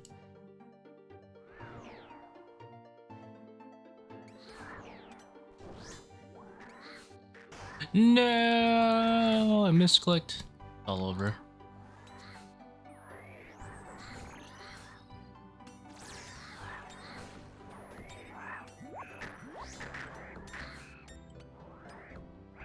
Dude, I can't click right now. I am like pixel perfect misclicking.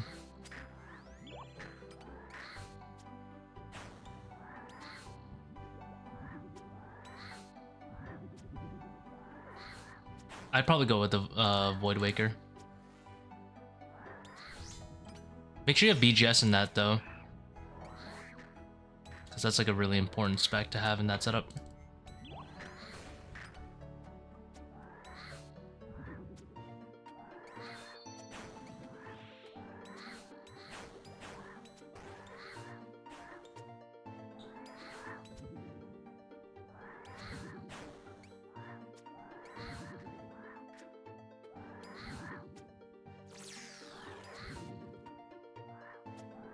Oi, was it?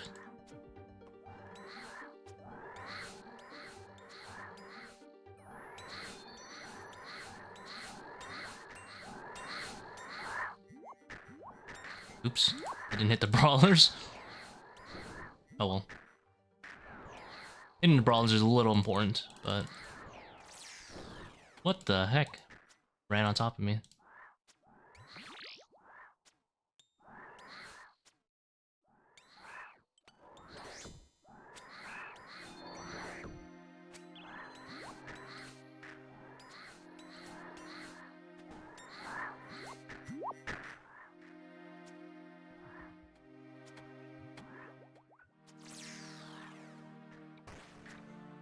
Ow.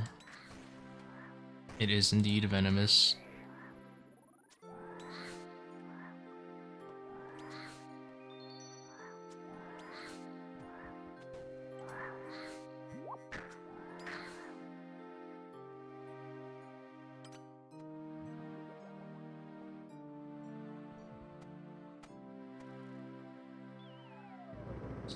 Zarek crossbow Void Waker?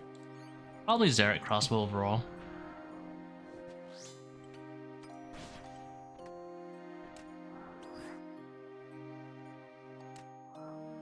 I actually went faster. That's cool. It's like only 8% worse. So it's definitely plausible that you could have a faster kill. Oh, I didn't Void Waker reset. Didn't matter here. 2 melees. We chillin'. So I would Void Waker reset here, but I'm pretty sure she's forced to throw a boulder now. Yeah, so I wouldn't be able to reset.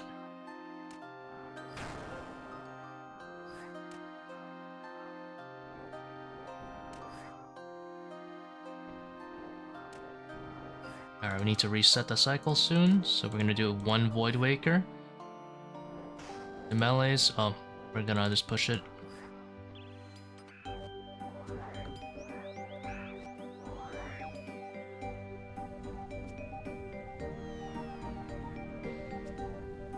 And most importantly, it's a lot less space, right, Impulsive? Nice.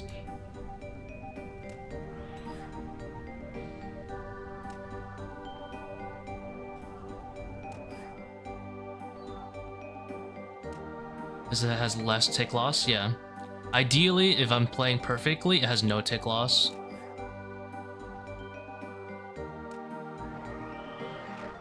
Well, obviously I'm not a perfect player, but...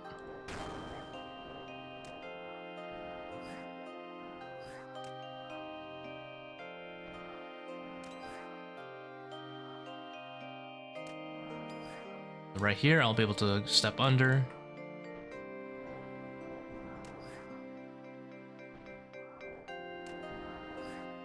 And then on this third one, I have to just do the mechanics normally.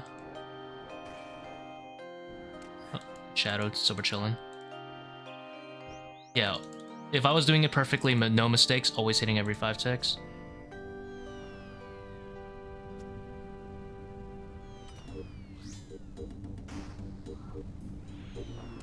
For going into phase 3, you do 2 Fang hits. Right before your 3rd one, you go under. If it does a Shadow Slam instead, you do, what's it called? 4 hits, wait 1 tick, and go under. The easiest way to figure out when to do it for P3 is look for the hit splat on you, and then a tick after the hit splat. Or as soon as it disappears, you go underneath. And depending on your Fang timing, you can either do 1 or 2. But you can never do 3 without losing ticks.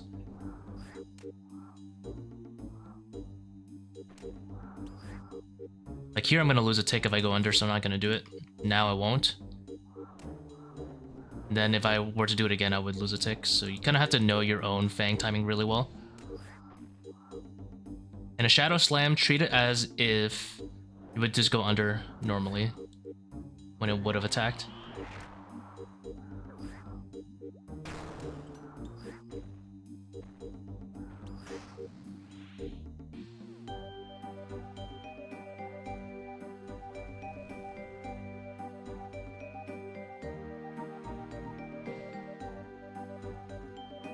Which is kind of hard to like really know because it throws you off a lot, but with practice they'll kind of get what I mean by it.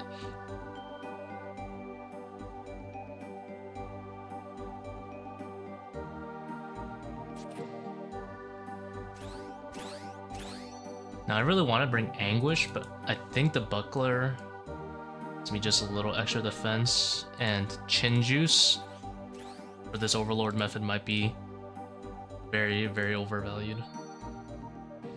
Do I still run that invocation? Not with Pathfinder, specifically. I'll run it in some other stuff, but with Pathfinder, I don't want to deal with Quiet Prayers in level 4 Zebak. And for money rates, I'm absolutely not running Zebak first. Hell no, I'm not running Zebak first. I'd rather run with Pathfinder Overly Draining. It would be consistent. Like, I could run an Overly Draining. Be that bad.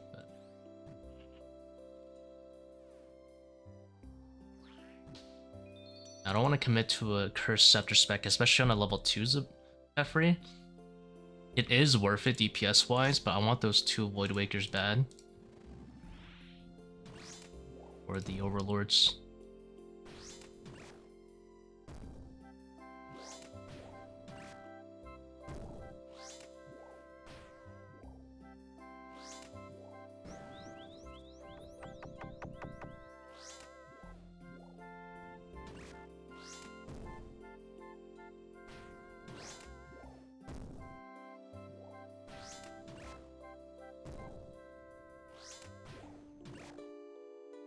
Juice me.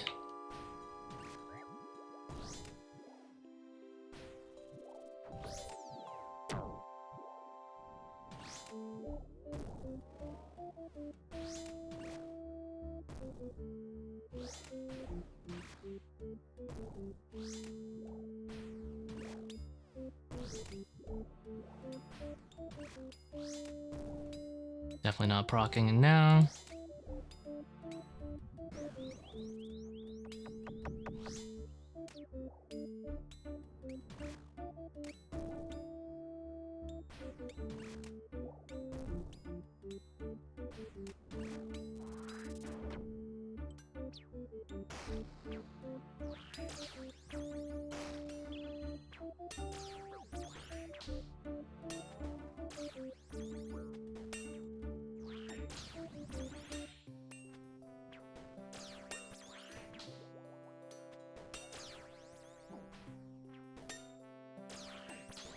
Dude, these are like the smallest chins you could possibly roll. So sad.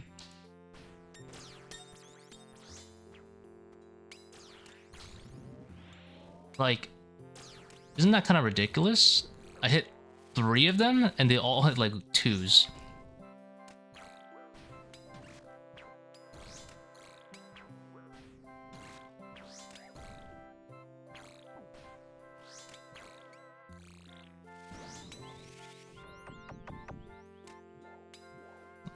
Come on, bruh.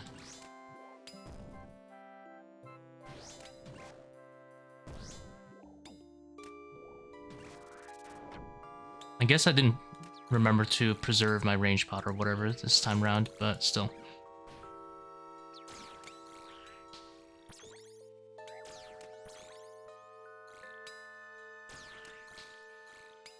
Still, man.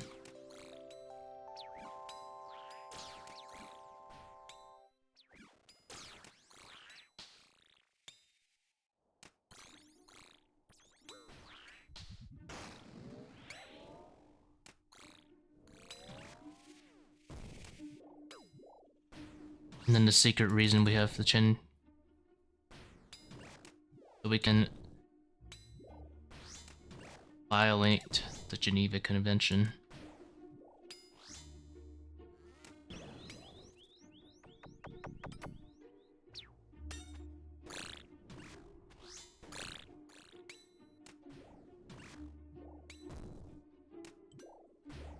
We can throw the chinny chonkers, the agiles, Geneva.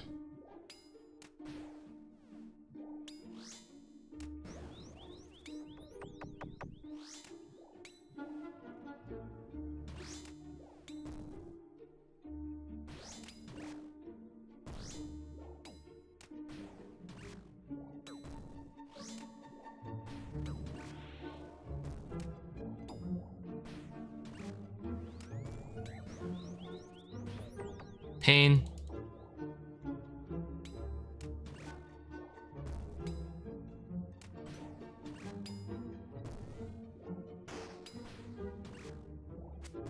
Ah, hashling slasher.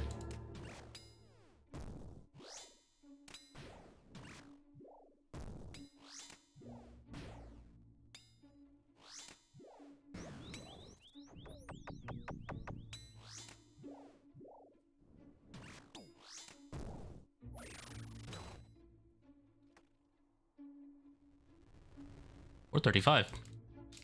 Noodle chins? I'll take it.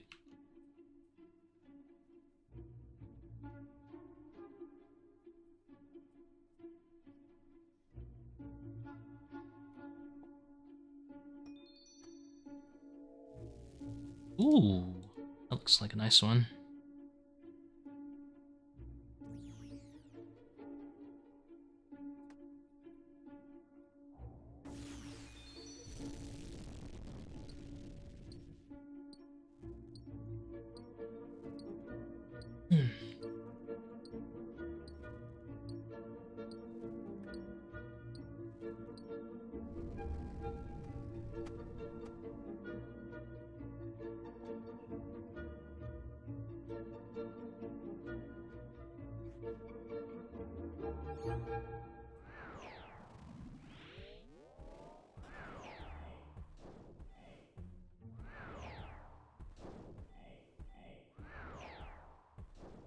How's it going, Dezo?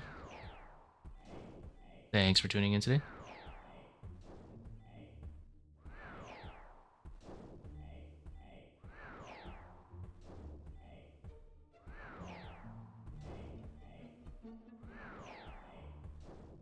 Probably procs, yep.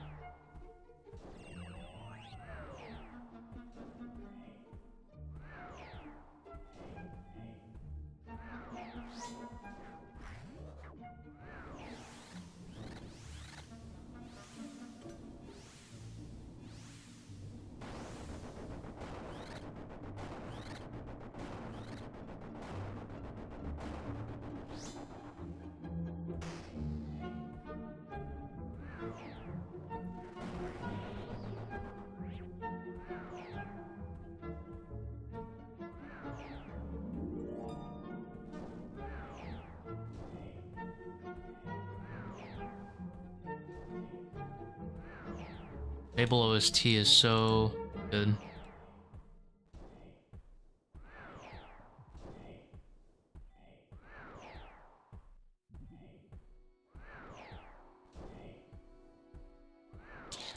I'm gonna fail this one. I'm not gonna dodge a yellow one though, it's not worth it.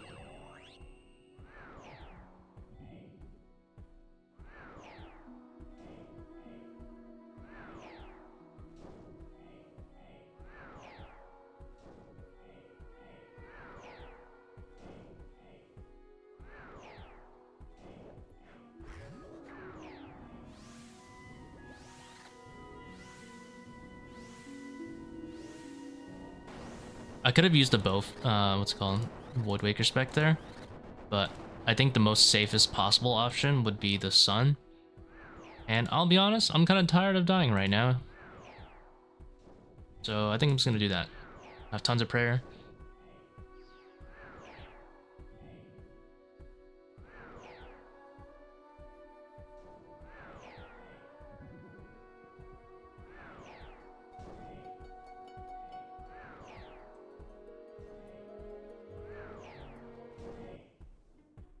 Oh, hold on. Reset my playlist.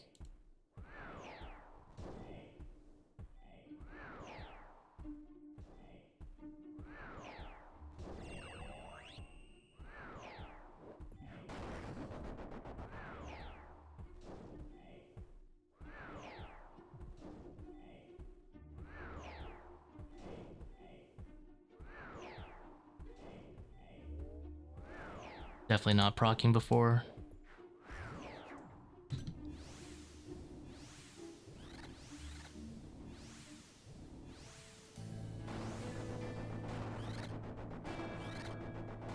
Oops.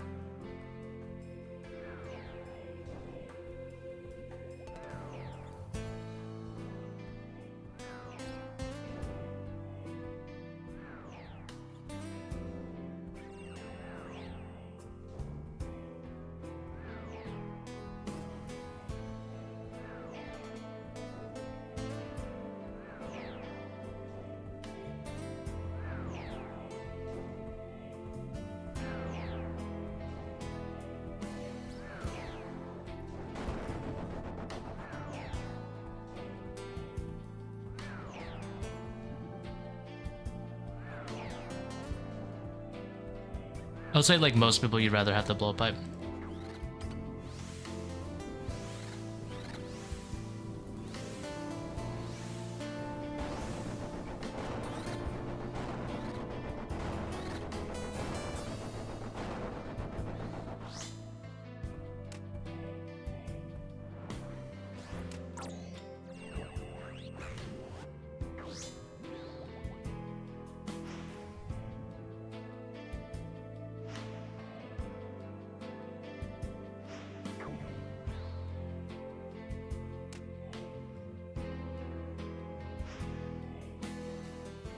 It's gonna hit me, but I don't care.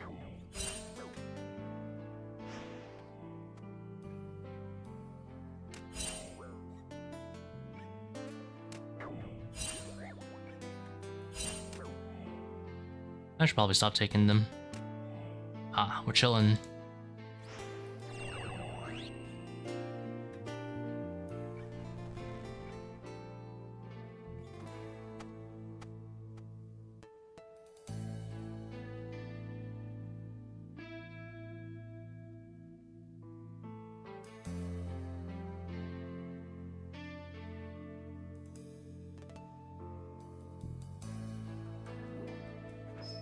Oh.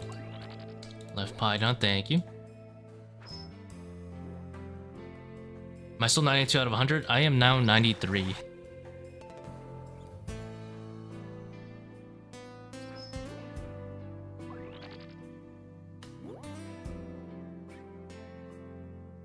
We got a fang, I'm pretty sure.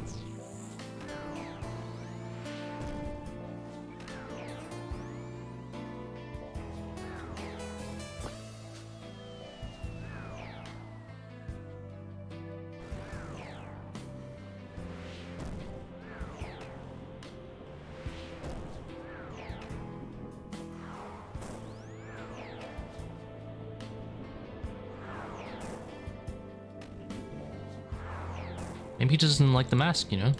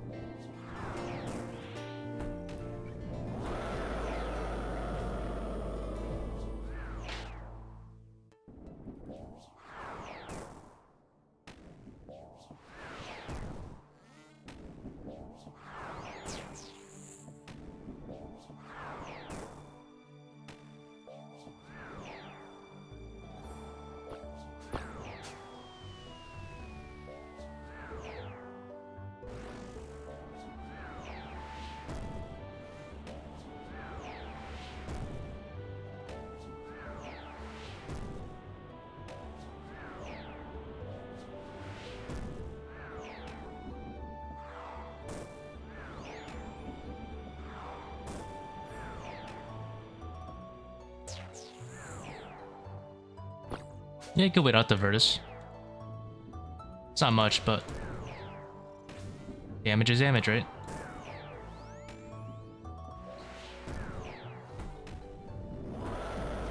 It'll be second bis. The BIS.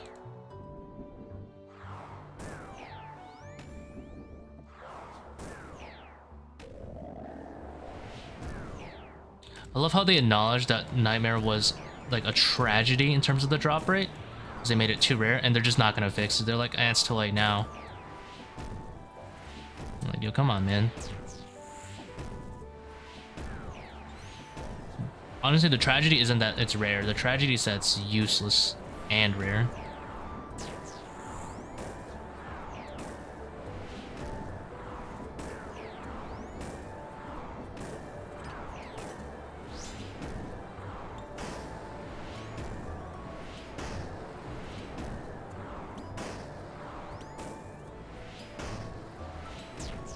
Leave me alone. Oh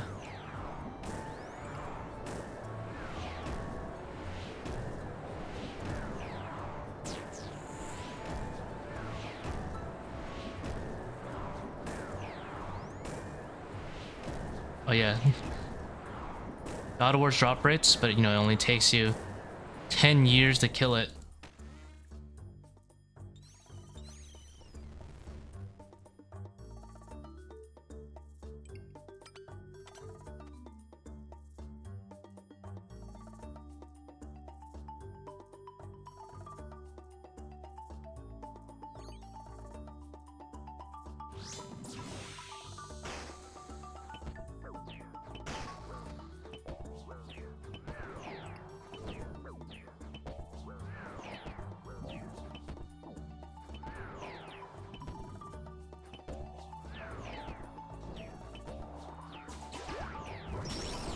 Look at these tragedies, guys.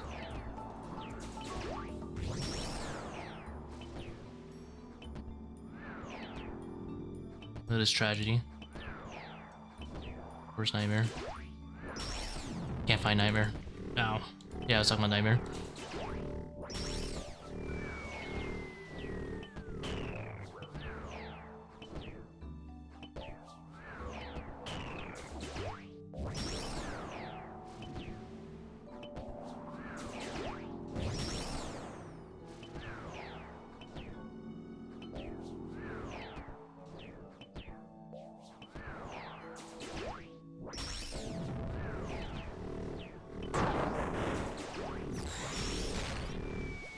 I am happy that these awakened things, these awakened monsters, shows that they still maybe remotely care about making challenging content and not only content for casuals.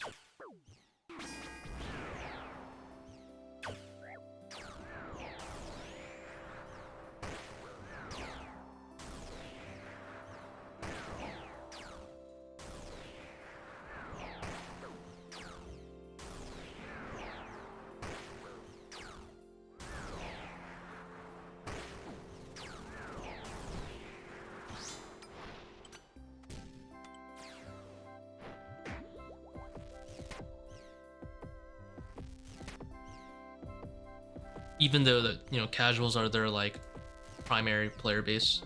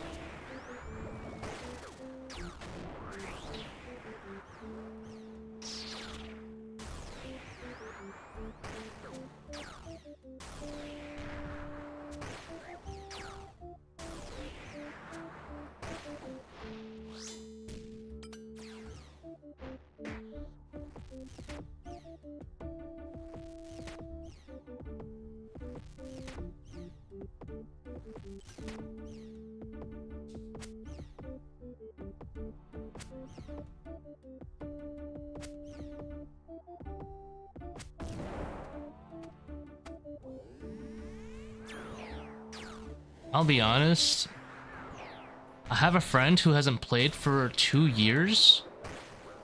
We dragged him onto ToA and he was at 400s by 5 KC. I don't think it's that hard.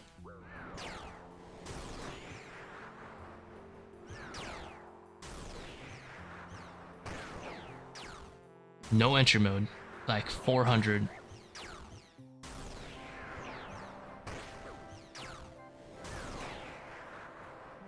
We're gonna use ToA as an example.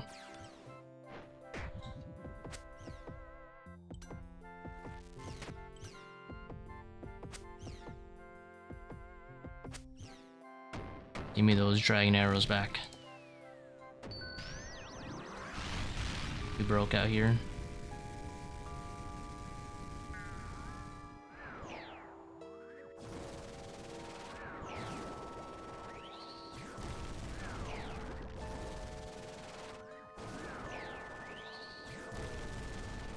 Ah, we forgot the spec.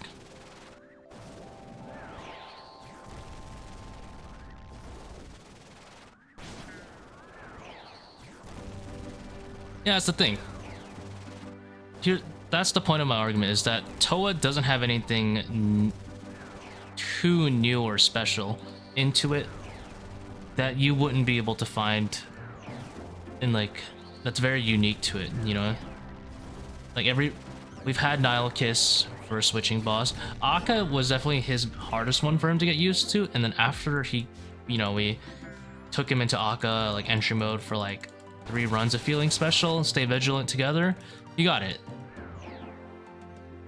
Like, because one, the prayers always go right to left, so he instantly knew that, oh, just keep moving it like this. Like, and then we did one without feeling special, and then only feeling special after that, and he got it. The rest of the raid, we just winged it. I gave him tile markers for Warden, and it was free. That's what I don't like about a lot of these bosses. They're too easily simplified with stuff, like, it's very... He didn't even know what half the attacks did. I just pinged what to do and called him out, and it was fine. Like, I guess he has a feeling of ticks, but the thing is, for a 400 raid, you shouldn't be able to get away with surviving like that.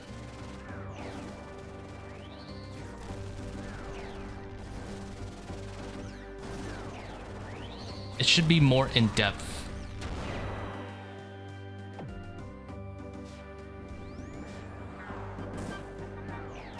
Boots, yeah. Gotta take them off. It's not much of a difference anyway, though.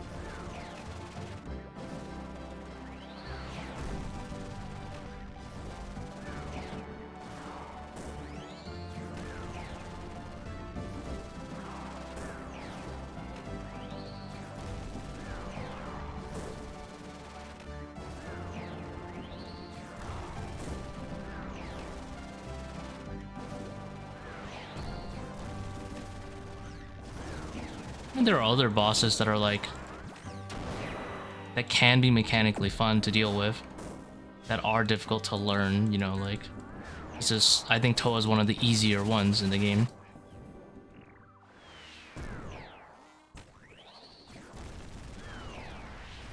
I think ToA is an outlier of like an easy raid.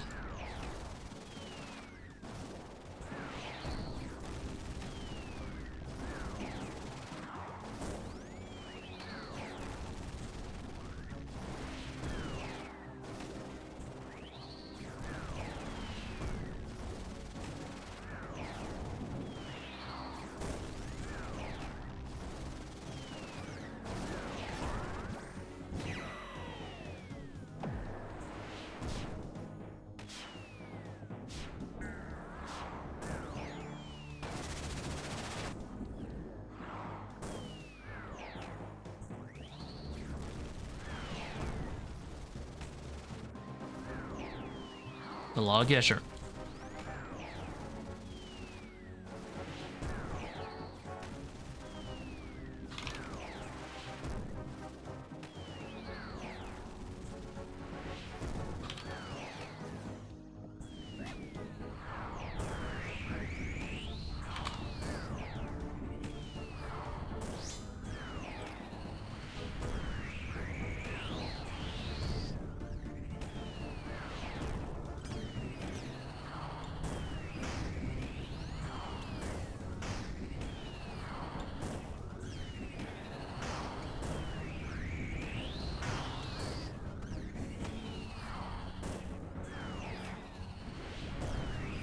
I'm gonna tank that lightning. I don't want to lose tick. I already committed to it.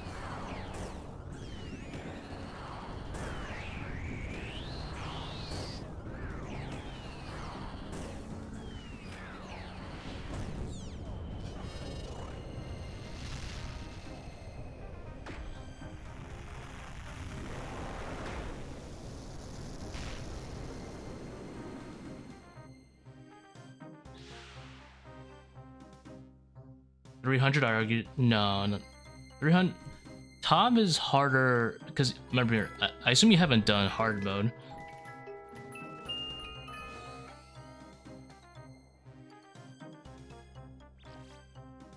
Terrible. Ooh, a little bit of everything.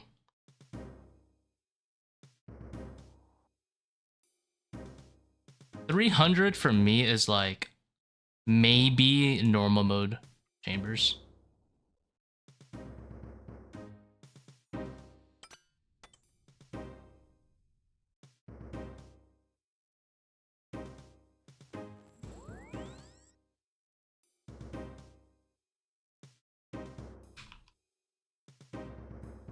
Oh, I'm gonna bring a way out.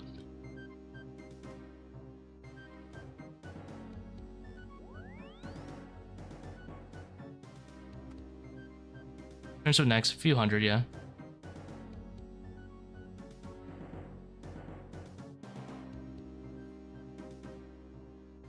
For lunch, I had some scallion pancakes. Yeah, for me, like 300 was like the log. The logs are here. Noah. In the game chat right here. But for me, 300 ToA was like the gap between 0 and 300 was like me and learning how to maybe mage skip at chambers in terms of difficulty. Like everything translated too easily, which in my opinion is a problem because I didn't feel like getting good really rewarded me. It's more like understanding the mechanics was good enough for solo expert. The term expert I was hoping would mean I'm like, you know, like very proficient at the raid, and I didn't feel like I was good at the raid, but I was able to do a 300 still.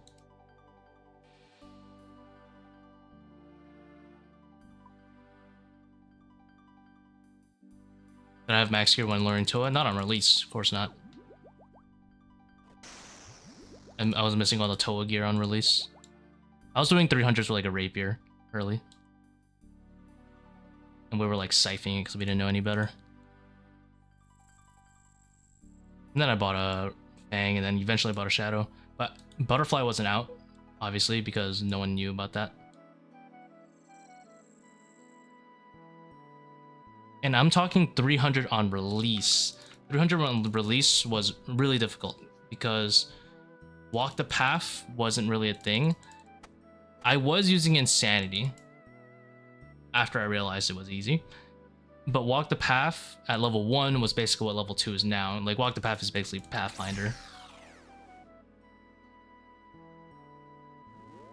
Like, my argument is that between 0 to like 200 has its own skill gap, and then from there on out, it's super free. Like, once you understand 200, it's simply practicing how good you are at regular OSRS mechanics, not anything to do with ToA related. You know, like minimizing tick loss, not like hitting when you're brewing, not brewing like excessively.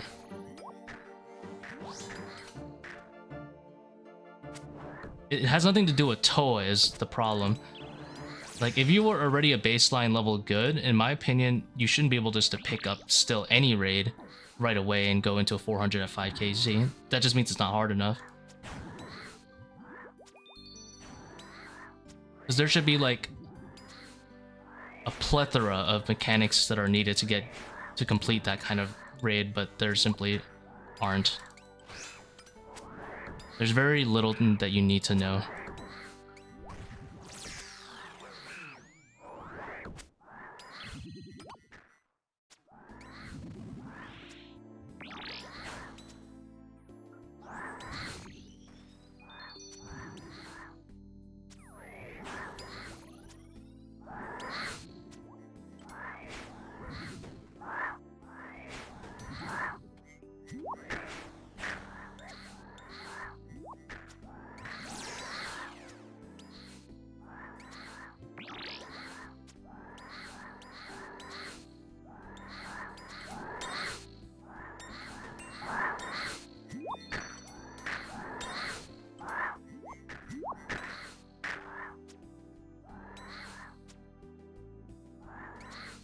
Oh my god, this thing won't die.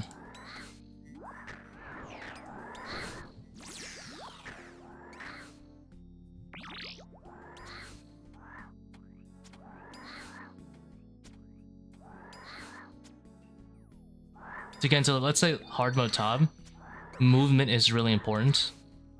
Movement in this one only matters at P4. Unfortunately, there is a cheat code in ToA, it's called Ambrosia, that you don't have in Tbow. So there's no... You aren't even rewarded for being particularly good, because Ambrosia is a thing in this.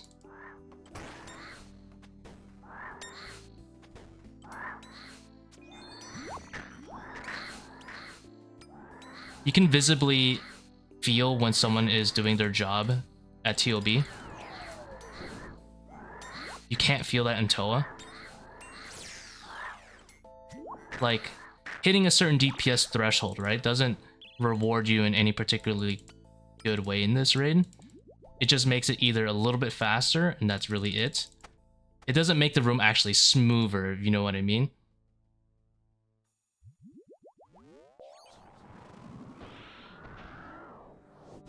Like, for example, at Maiden, being able to freeze N1, 2, 3, 4 is a big difference than someone who's only doing, let's say, like, the super old school method, which was... man, at least it was at Baba.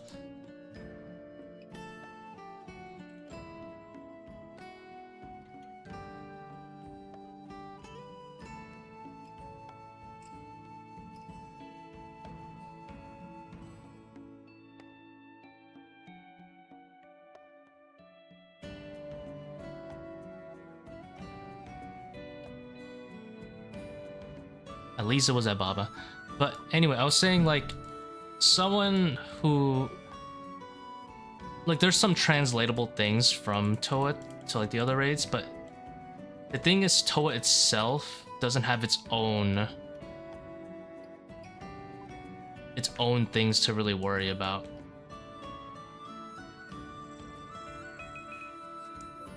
At least it's at Kephri right now.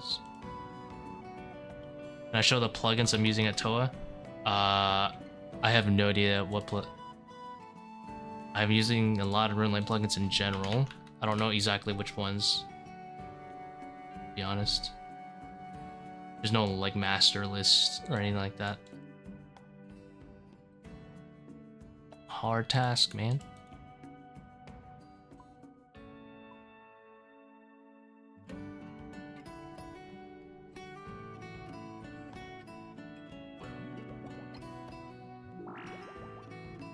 Like for like starting with just maiden, clean maiden versus like a newbie maiden is straight up between like over 3 minutes to like a sub 2 minute thing. You know what I mean? There's a lot of mastery that goes into it that would take you probably most players at least 100 KC to get down. ToA, my friend, I felt like he got 90% of the raid down by 30 KC. Compared to like TOB, where I would say the average player only gets to maybe like at most like 50% comfortability.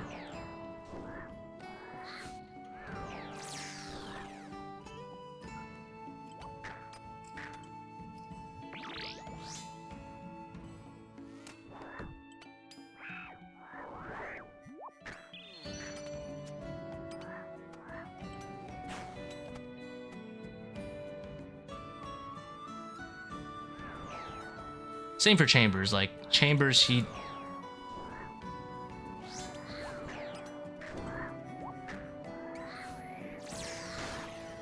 Chambers, like you could do like 30 kill count and you're not even remotely close to someone that's done like probably a few hundred. Sure, you can probably complete the raid easy in like normal mode, but then, you know, in like challenge mode, you'll probably see where it like matters, not being able to mage skip and stuff.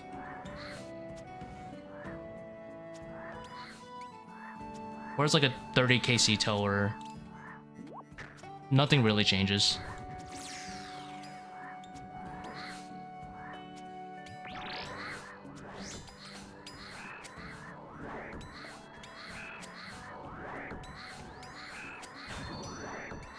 It's just you might need to flick at a, like Kephri now, like, you know, because most noobs don't flick at Kephri. And then Insanity is kind of, I guess, just the real biggest hurdle after that. But Insanity is not particularly interesting. It's the same thing, but faster. Any purples? Yeah, we just got a light bearer.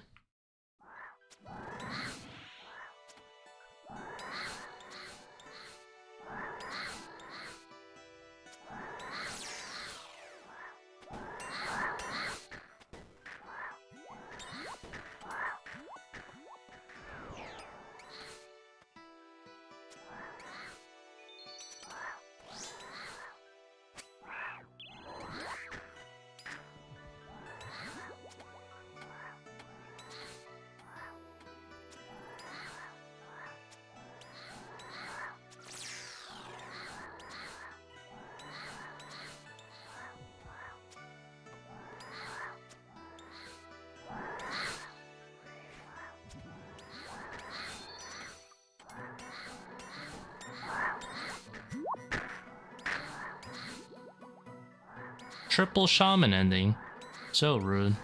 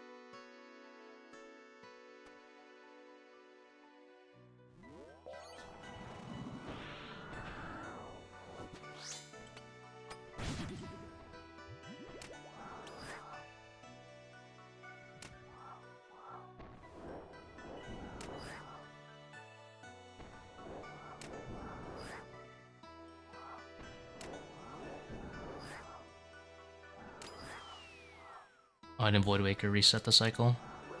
Oh, he did 2 melees, it's fine.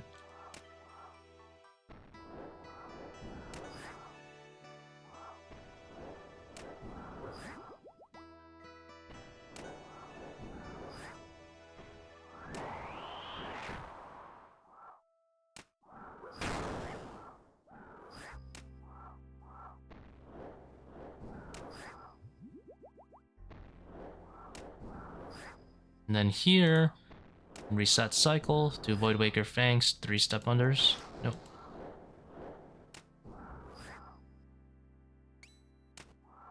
Tick, go under.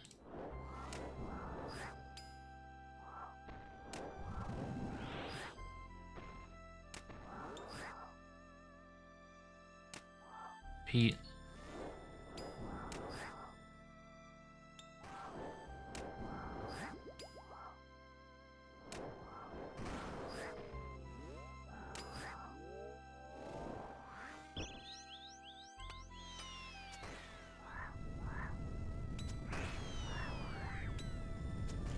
No blowpipe, sad. Can't skip this one. I mean, it is true that the RuneScape community is getting better at the game. So eventually we will, like... But I think there's a lot of room still that is unexplored in terms of fun and interactive boss design.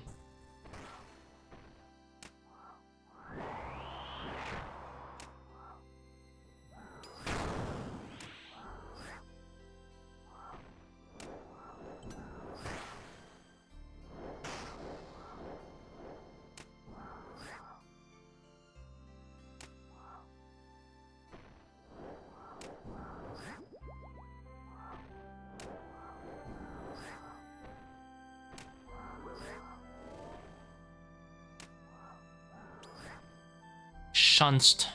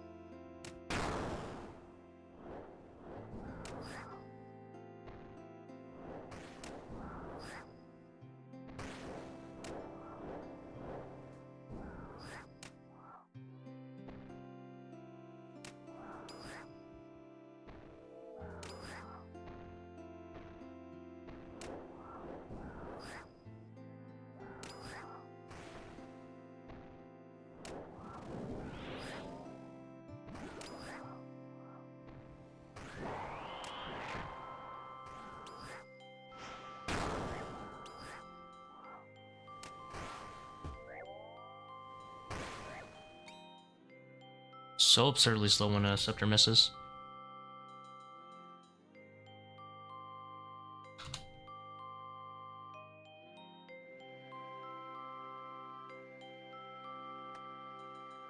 Like I did like a few hundred chambers before touch Tob, and I felt like I still needed a few hundred to, you know, a few hundred at Tob to really like get good at it. And I'm still learning a lot of like and remastering it in hard mode too. Whereas I feel like in ToA, yeah, like about 2 weeks in, I'd probably play, other than not understanding Butterfly, which was not really like out back then, I felt like I already understood the raid pretty well. The main one, the only 2 things, 3 things, I guess, Akka, Butterflying, Double Trouble, that stuff. And then Warden, I guess, P4. I don't play particularly any different than P2, other than having tile markers now. P3 is literally the exact same as before. Now we know how to skull skip, which is even easier.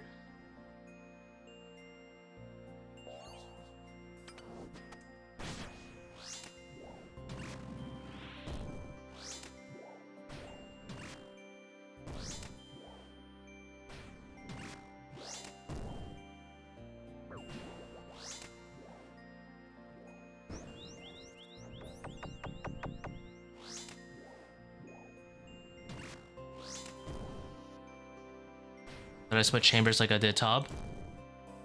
Yeah, I did alts.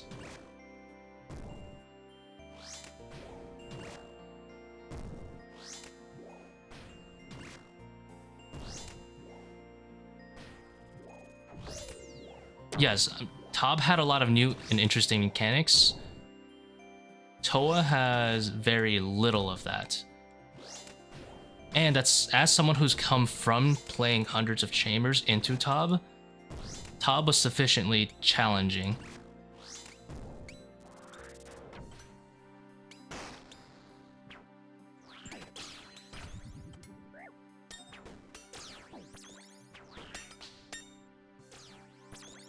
ToA does not remotely scratch that same itch.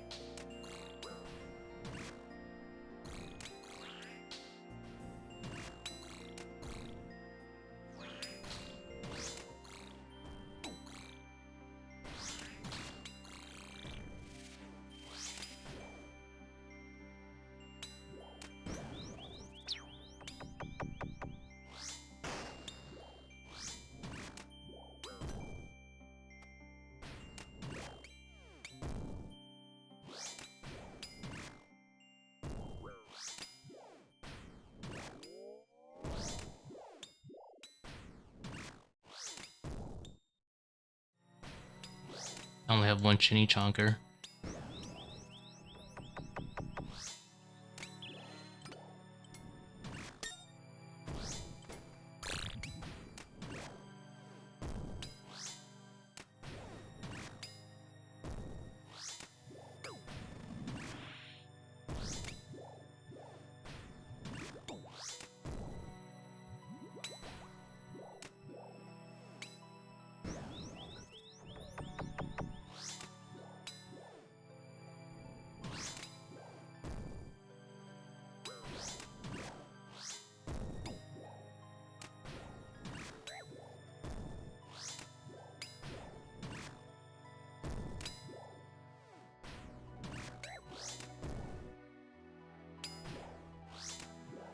Better graphical design? I will agree with that.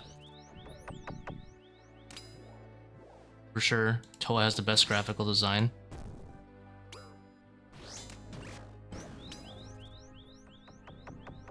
Tbow is pretty good. Tamers is pretty sad, to be honest, graphically.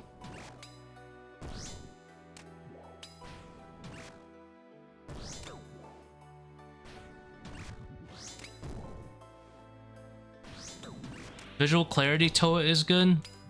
Could be better. It's missing a lot of stupid things that should have been in from day one. Tbow doesn't have an animation for Shadow Slam, being the most obvious one. Reused assets 24/7 everywhere when they're very important to attacks that could kill like a newbie. Keep back has no animation. Like, those are things that matter.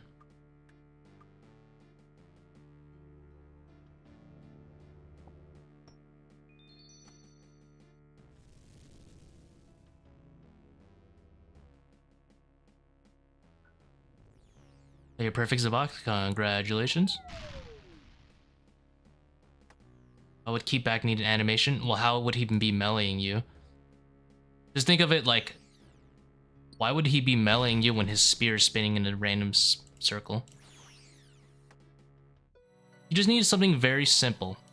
As simple as, yeah, like his shield glowing red for a single tick when it happens. Because it's very clear from everyone, like literally every day I ask, someone is asking me the question, how do you know the timing for Keepback? That straight up tells you that nobody knows, like, at first glance, what the hell they're dying into when Keepback is on. Isn't that a problem? I would say that's a huge problem. Players should always know what they're dying to. And people don't for Keepback. A lot of times they're like, oh, that's how that works. I know it's a melee. There's a melee when he hits me. Oh, he could have been very unhumble there. There is no animation to it. That's the thing. The animation, the damage simply is registered when he starts any attack, and not even in the attack does he have a melee animations. So the only thing that would indicate that you're getting meleeed, you don't even hear that clack sound that he does when he normally melees you. You just know that you got hit like a 60. That's it. That is literally the only way to know that you got meleeed. The invo is descriptive. It doesn't matter if the info is descriptive if it's not intuitive to learn, right?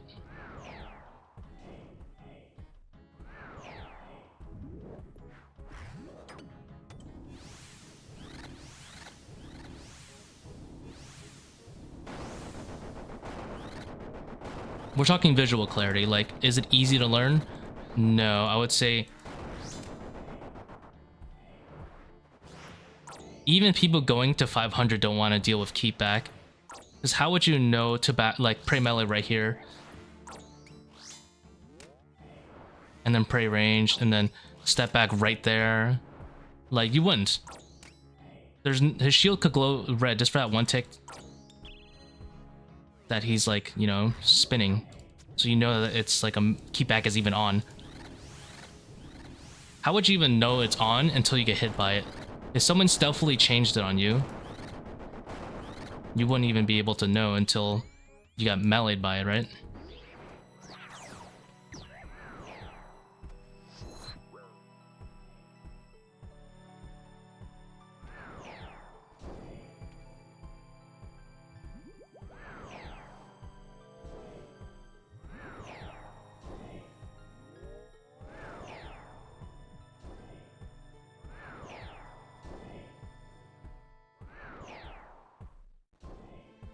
Well, remember, I'm not arguing for visual clarity in another raid. I'm saying for ToA, it's also lacking visual clarity in a lot of key areas. Chambers has very little, if almost no, visual clarity as well. A lot of time, people don't know what they're about to die to before it happens.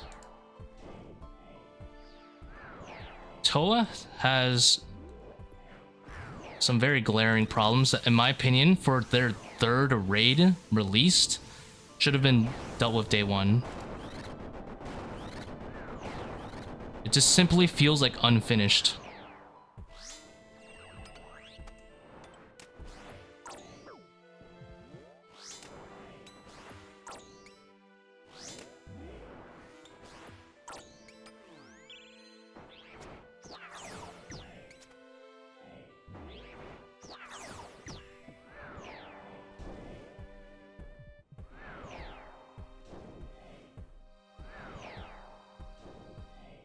To me, every piece of content they release, if I see a flaw that has, in my opinion, just because it's in a previous raid doesn't mean, in my opinion, it's still not a huge flaw.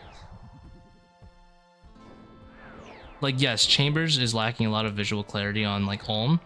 Ulm is a great boss fight once you've mastered it, like 4-to-1, acid running, all that stuff. Obviously, like, the whole 4-to-1 cycle is like its own level of not clear, but once you understand it, it's cool. Because remember, visual clarity has nothing to do with how in-depth a mechanic can be.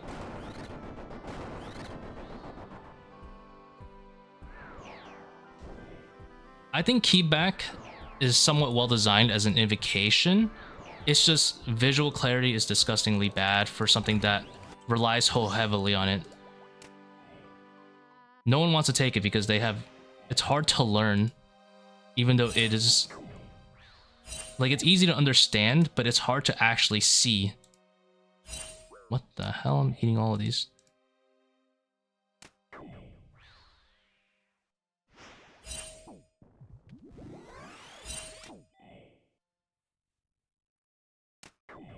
And no one wants to learn something that's like impossible to see. Like I hate getting maged by the muted dial in chambers because you can't even see it happening. It's one of my major complaints of that raid too. Yeah, it's the League of Legends ping sound. And you know, like visual clarity is something they always introduce later on, like Hunlif doing the slam, alchemical hydra animations. You know, they've learned from it before, which is why it baffles me that they haven't learned it for a raid that brings in a lot of players. It's a very hype moment to bring. It's their third raid. How could they have possibly not have visual clarity for Baba's Shadow Slam and Akka's Keepback? They should learn from their mistakes, right? That they've made in the past. And that's why I am very upset about that stuff for ToA, because they should have known this by now.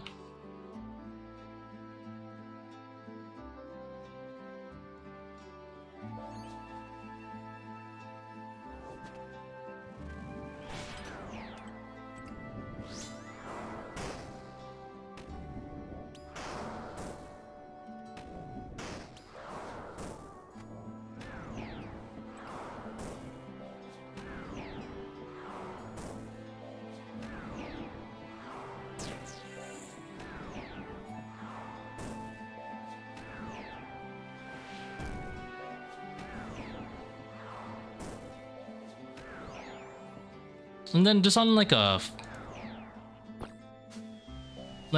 yes, the mechanics are shallow, but the mechanics for ToA are shallow, but do you find them particularly fun? Like this mechanic right here, it's just something I have to deal with. I don't find it particularly fun to do. I do find, for example, like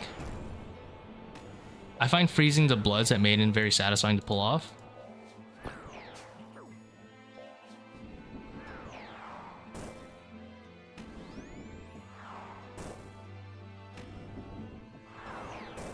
As a comparison.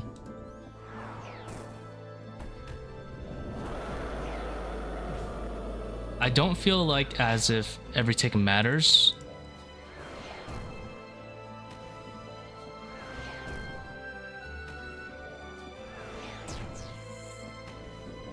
Honestly, just like that small thing, like the fact that every tick matters in terms of like successfully completing a mechanic, I don't feel that here.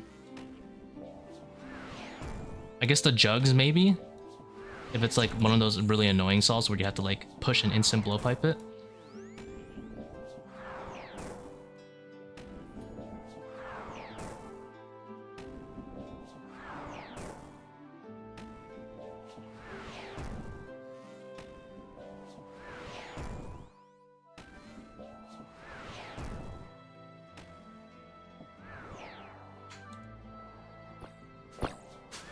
I'm sorry to people who have gone out of their way to learn, like, take lossless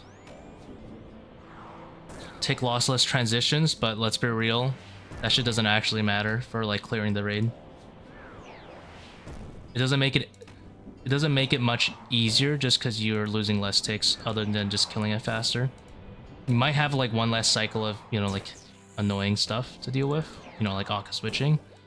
But let's be real, take lossless transition is like a 10-second time save. Who cares? It doesn't make your Maiden smoother or, you know, like your Akka like skip come phase or anything like that, you know? You can't skip hitting a shadow because of it. All it does is sometimes you'll skip a DPS check as you squoze in that last hit.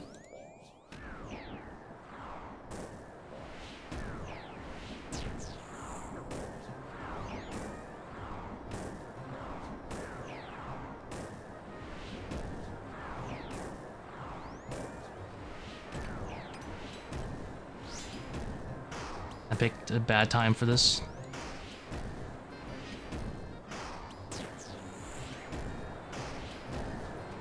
That was kind of clean. Like doing that, everything I did there, doesn't really matter. I could have just done that later, right?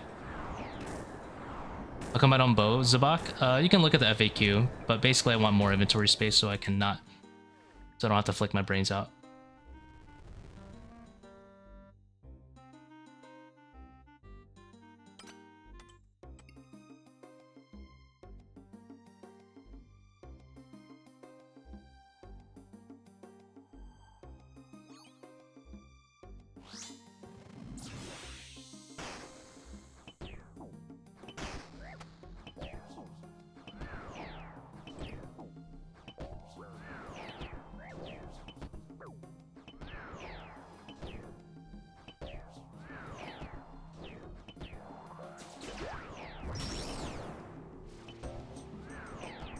You're gonna find gatekeeping in all the raids though.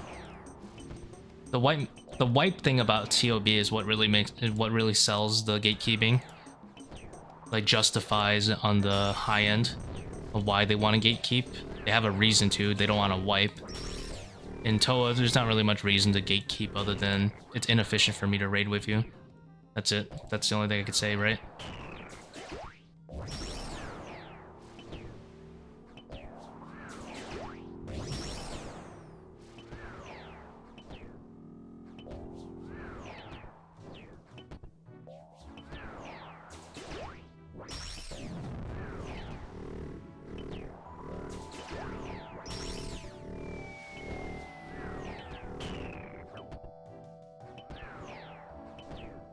Tbow full gear. I don't remember for Masori helm, but for no Masori helm, it's about 8% worse. Or I believe 19 seconds was what I calculated at 525. I'm pretty sure it was 19 seconds.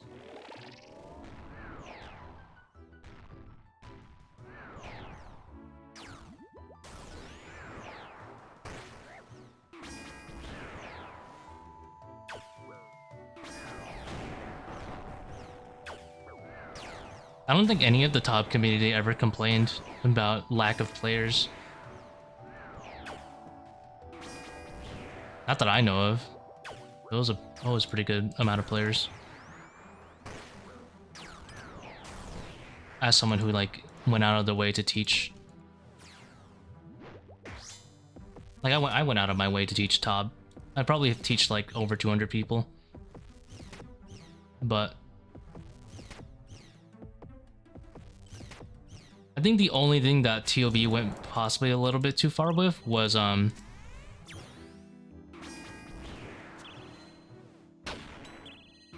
a full wipe.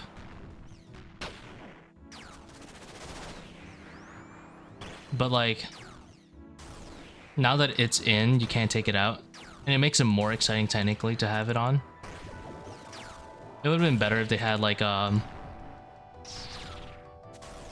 mode released with it, and then that was always hardcore, and then they had the normal mode or like an entry mode.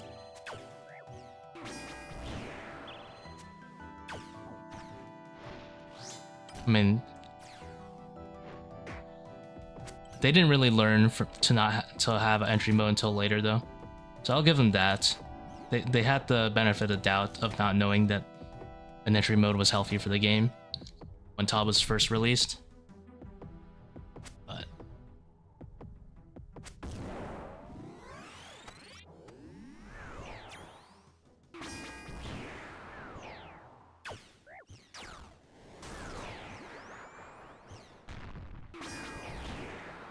at this point, the only thing people are afraid of for Tbow, and the reason it's gatekept, is because, I'll be honest, they can't find their own teammates to raid with, because you need a team. There's no gatekeeping if you could solo it, right? Or you could duo it easily. But yeah, it really irks me that this raid has a lot of good things, like decent visual clarity for overall the raid, although they're lacking a few areas. I think this is just 2 hits here. Yeah. Oh, I could have DDS this one. and then they don't learn a lot of other stuff like making mechanically fun things.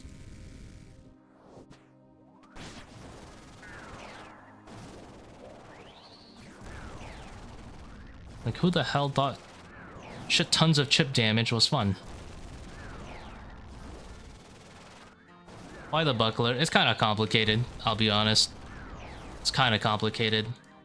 I've been basically cooking Kephri for like a solid week. I'm trying to see what works.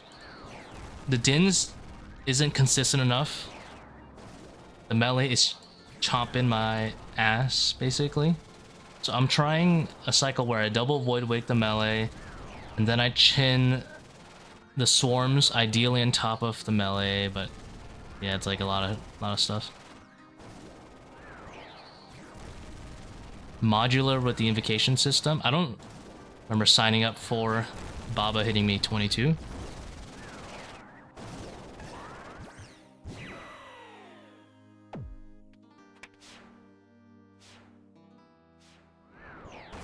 I mean, the amount of damage he deals and his accuracy, yeah, scale up and down, right? But at a base level design, they've planned chip damage. I do understand chip damage is necessary, by the way. It's absolutely necessary to make sure people are bringing the correct gear and stuff. Otherwise, you're just gonna sit there for like 10 hours. But the way they designed it is really boring.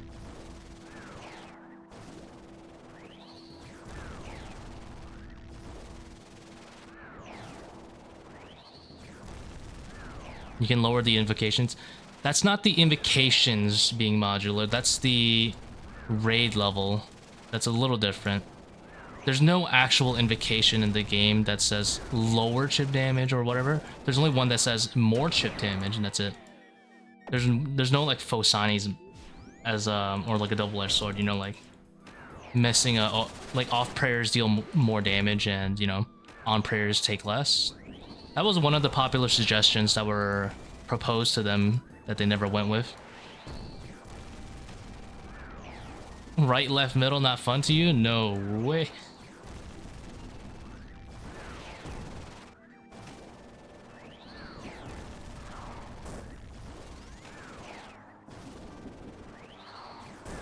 Like, one of my hot takes for Baba is that anyone who complains about most people that complain about Baba's chip damage are people who have been told to take ranged legs, because on paper, melee legs don't save you much time, right? But that's a huge reason they're getting chipped is because they're in ranged legs, which are paper thin. But here's the thing. That's not intuitive either. Not a lot of people will think that far. There is no mechanic.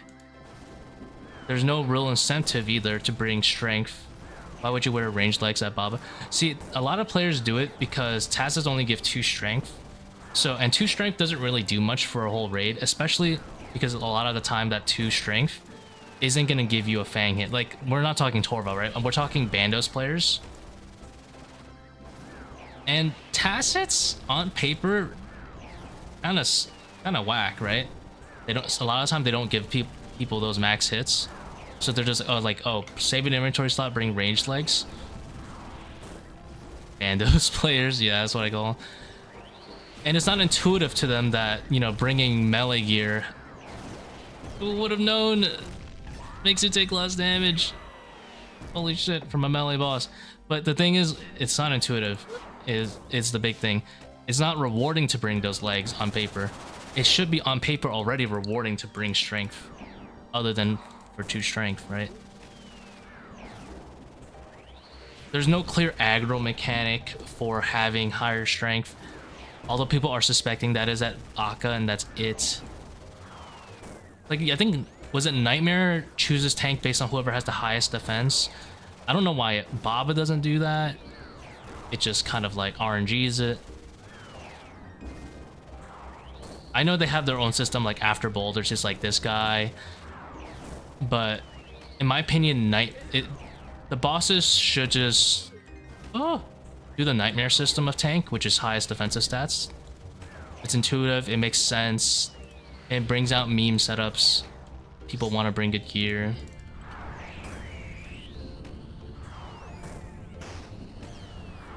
Or why don't they do this? Like, let me give you an example of something I would do if I wanted to put in chip design, chip damage, but not make it Omega AIDS and unintuitive. Why don't you just design the chip damage based on their melee defense? The higher melee defense you bring, the lower chip damage it will deal.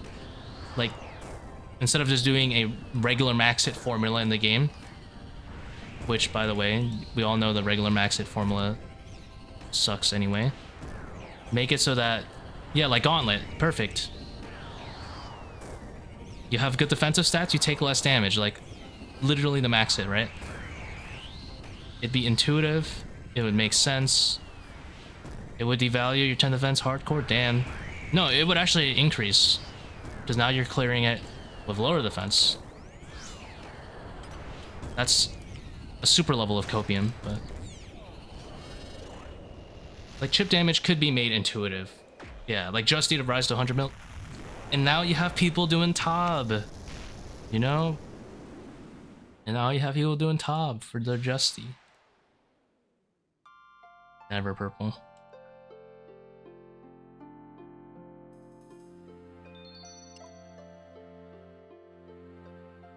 Gear diversity is terrible in this one. Have you ever seen like the inventories for like Chambers and ToA? Yeah, Chambers and Tob. People are like trying to bring in everything. And then here, you can get away with bringing almost nothing.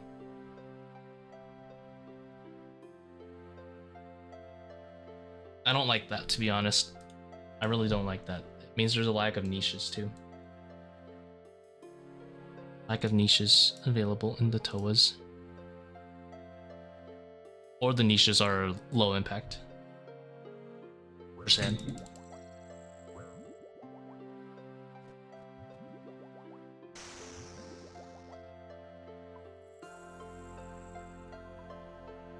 But yeah, I got the pet. I have 5 of them.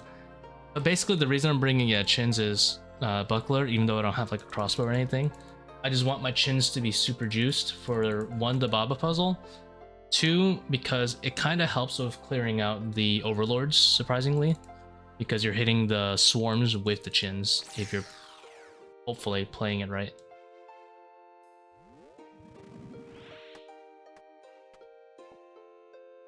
I'm not sure if just like an anguish would be better, of course, because, you know, that would help my P2 and my Akka damage and blah blah blah, but right now I'm bringing it just for the Overlords.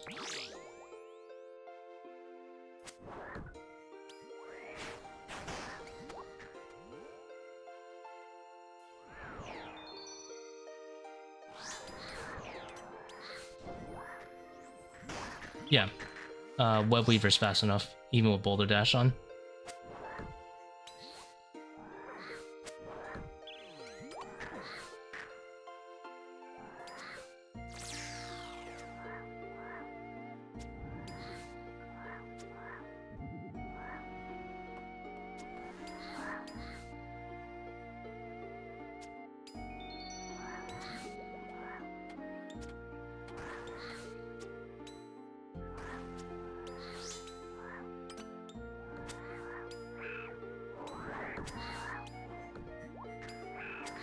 Should you bring it instead of blowpipe?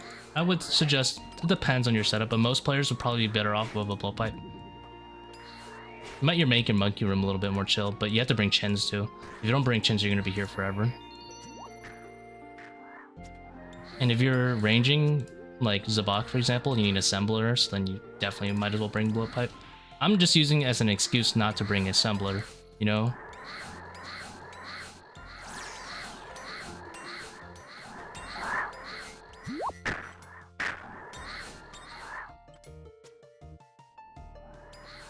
Can't believe I didn't kill these melees. That.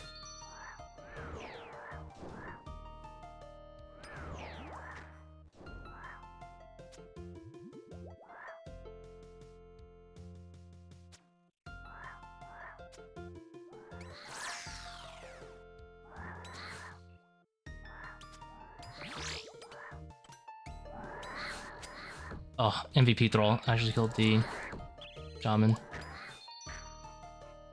Dude, remove the statue.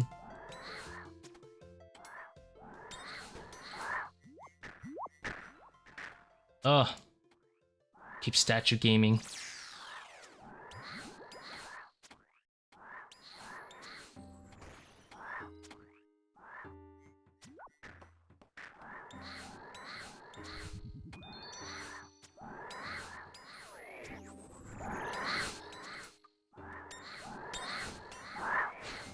Alright, lesson learned, don't do that. Don't click the thrall right after a step under. 2 broke for Wretch and Champas. You're down bad, man. You're down bad.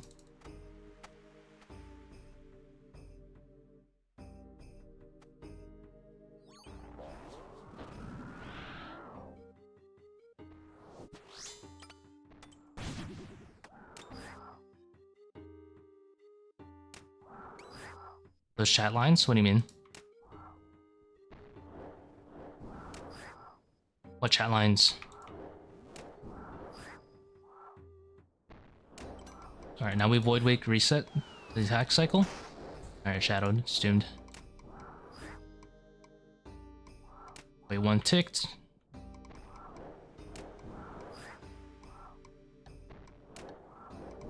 And then if it does melee, we're gonna hit twice, but I don't think so. It's kind of forced to throw the thing.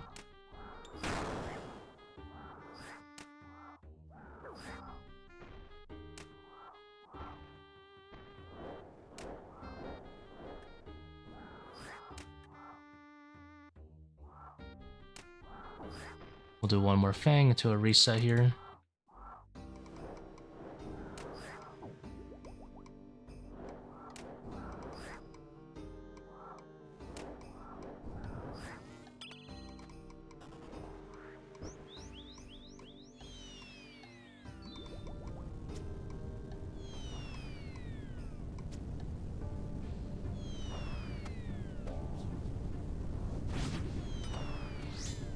Missed again.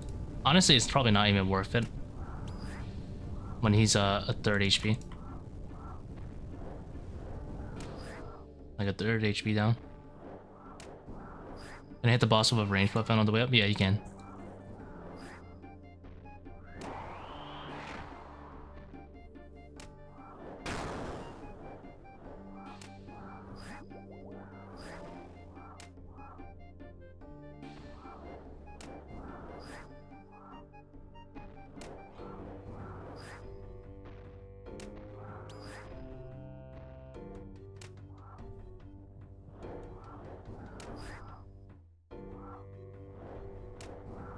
Can I shadow on the way up? Yeah, I can. I think I'll also take doing that one.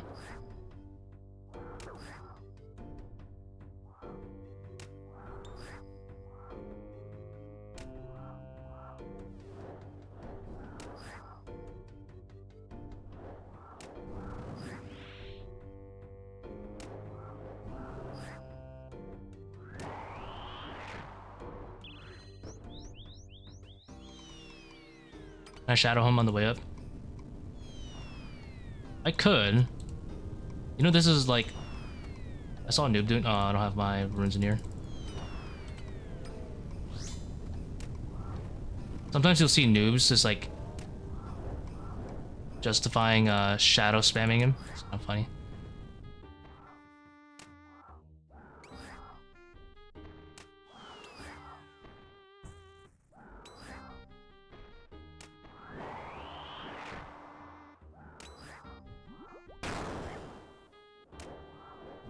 I have Masori, Tbow, Aram's Trident. I'll be honest, I think you should do a shadow rebuild.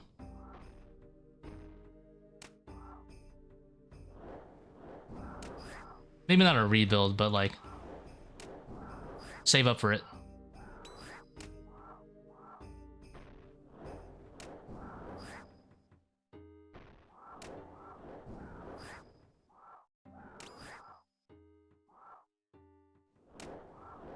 Kind of boring, I know.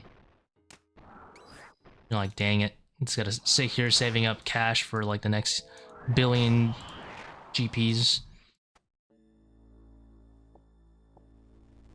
think I lost like 20 ticks. TBH. Not very efficient.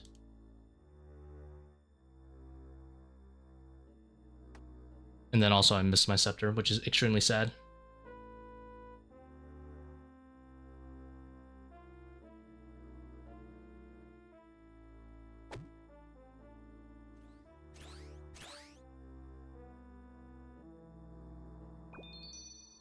What's about selling Tbow for Shadow because I only ToA? I'll be honest, I have no idea. I don't really trust Jax to make gear relevant. I'm going to guess that probably Tbow and Shadow will be used. The question is how much. I would say Tbow is the safer one to keep. Shadow is fairly diverse in its design, but it's a very common item.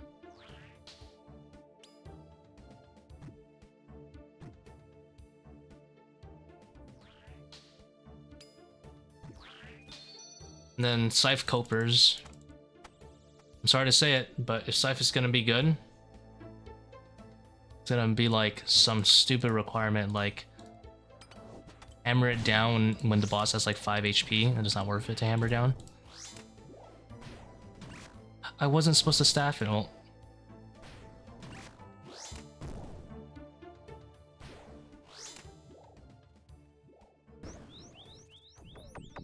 I was memeing with my friends. I was like, what if Scythe is BIS, but you have to spend like, the only boss that is good at, you have to spend like a 4-minute walk-in.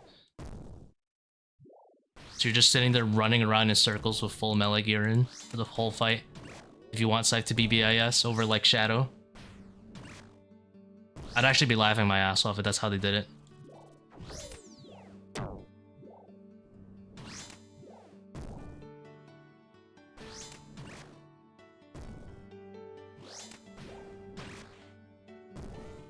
You don't want to calc it with just combat styles. You have to check it in terms of like just the item itself is not that good. Like everyone, I would say most people can agree melee is in a fine state.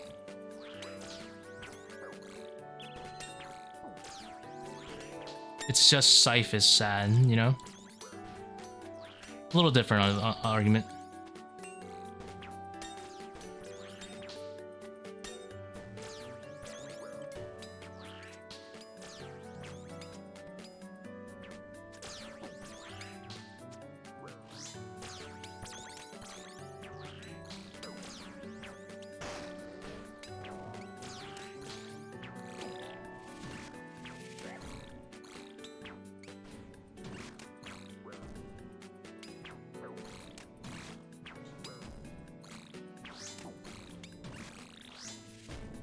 Scythe will be BIS copium. Dude, harm any year now? Inquisitor Mace? Copium? Please? Surely they wouldn't let Nightmare just sit there and rot, right?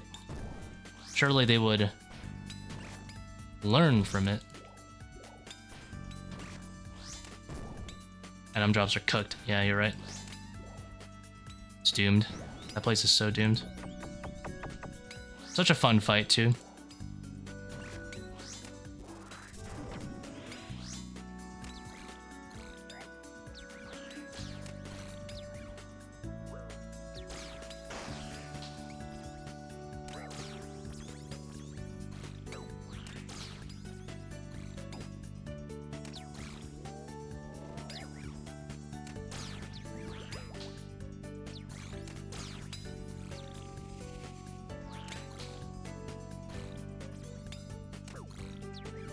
Like, have I ever told you? I think the Arcane's hit splat design is so well done, and then it's so wasted because it's not weak to slash.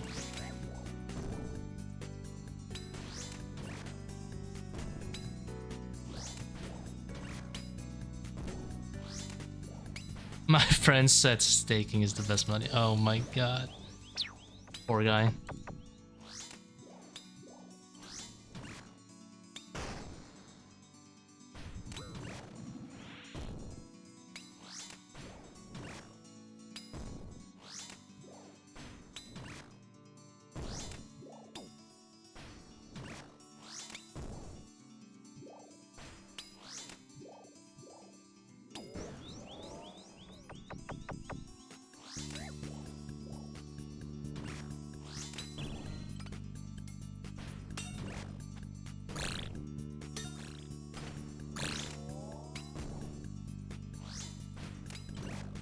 Can I hit?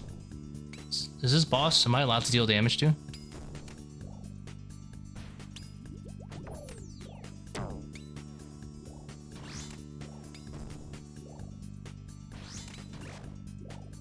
Thank you, Carla. Mr. Grendez Rodriguez.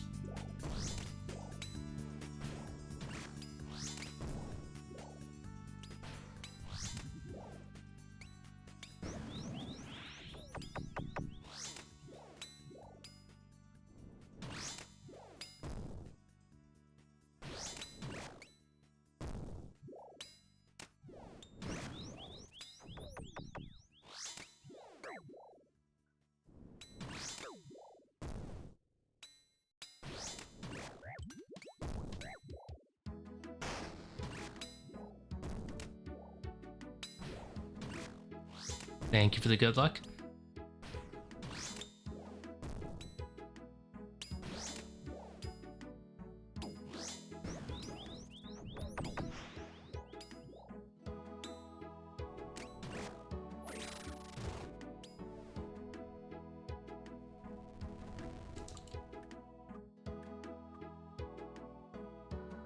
Shadow's also very diverse for random Slayer grinds if you want some random pets. Really nice. Like Sire, for example.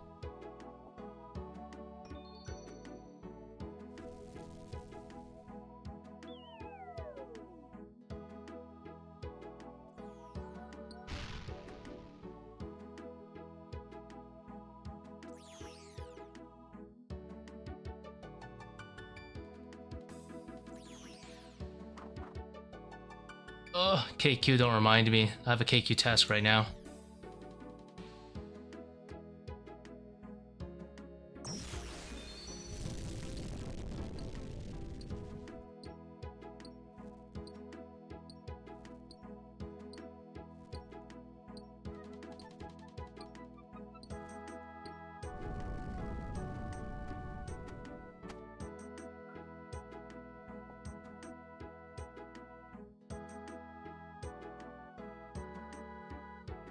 So on your Vorkath task, just come back to RuneScape. That easy, so we're always here.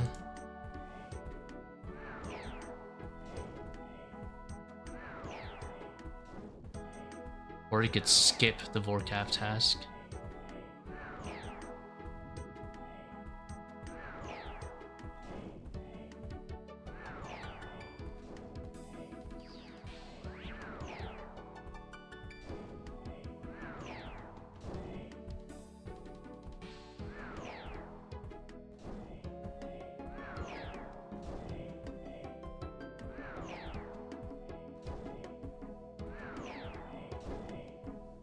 No, he's got a blue dragon's task.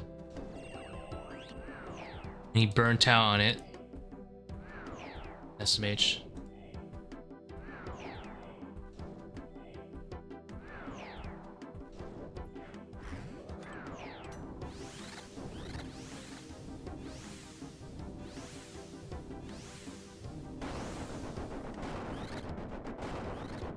Someone flamed you.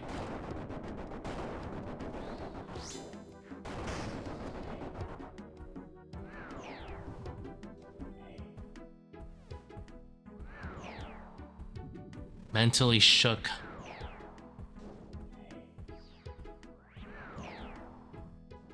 Shook if.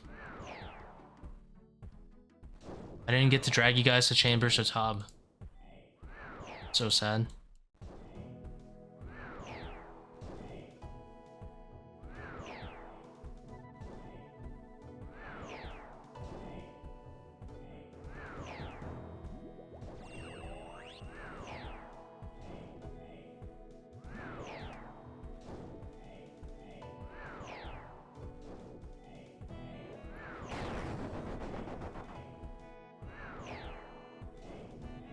He's just doing it for like 0 time Slayer XP. Technically 0 time. No! He's a goner.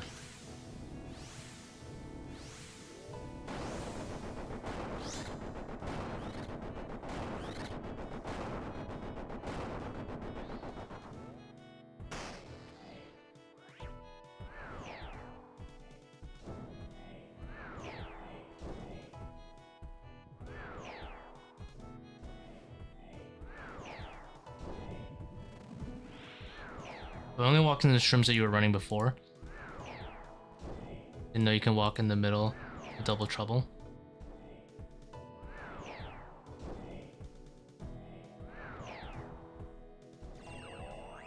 What do you mean?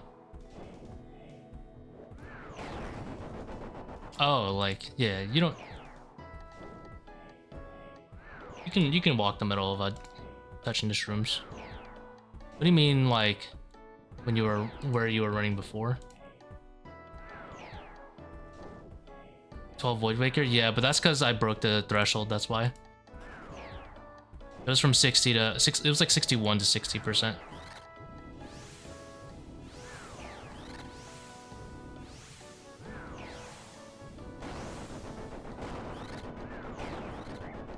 Oops.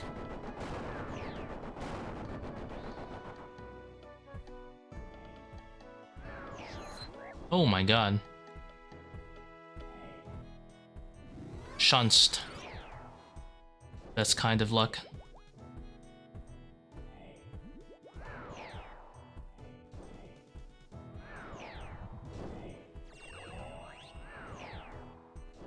That's a 39 hit at me at 25, right?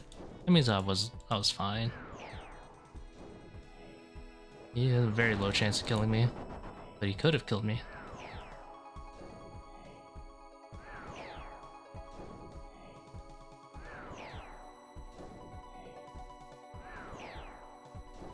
Shroom spawn? Well, they only spawn based on where I'm moving, right?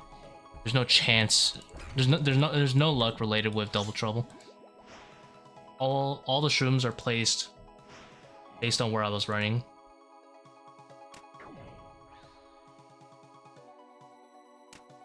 There's always places at one ahead of you in the direction that you're facing at the end of a tick.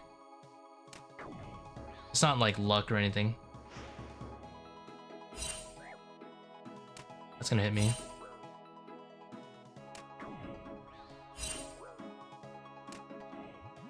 Dropping ego and brute force sunning.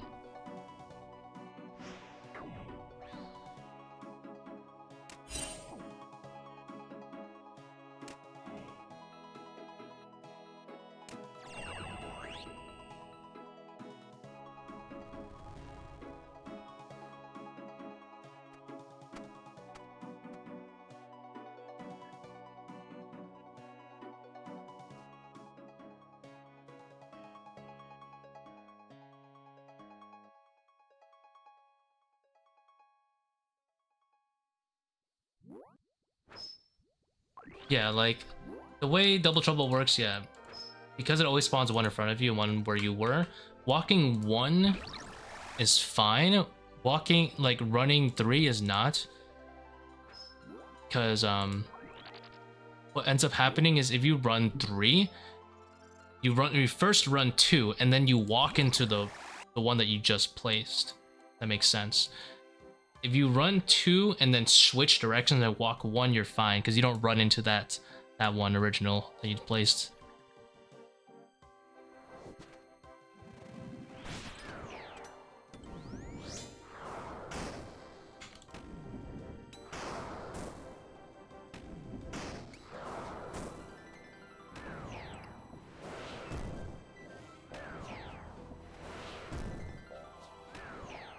Why do you right-click Akka after he teleports? Don't you run into orbs? Not always. It's harder to run in orbs when you're moving in transit. It's a lot harder to get hit. Yes, I can get hit, by the way, but I'd rather get hit than lose any ticks. Because I always use my adrenaline for that room anyway, I just stun if I need to. You know, like, it doesn't matter. Getting hit was never my concern. When I'm running through the middle like that, it's always maximum speed. Never lose any time going to his next spot.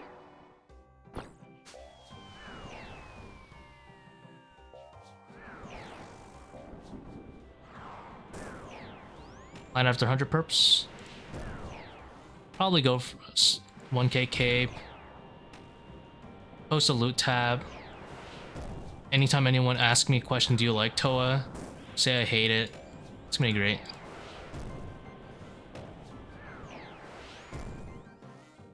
I hate play this raid.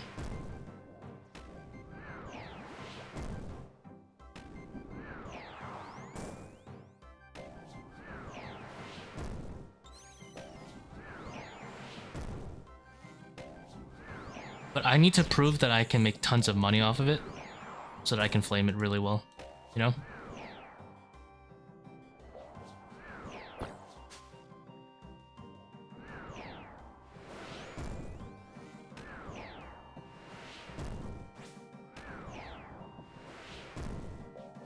Prove that I'm not one of those, like, 10 KC haters.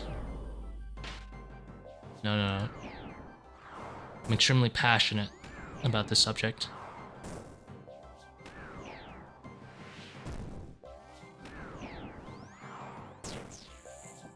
How many shadows do I have? I have a whole 3 only. Ruin my credibility? Yeah, but I'm rich.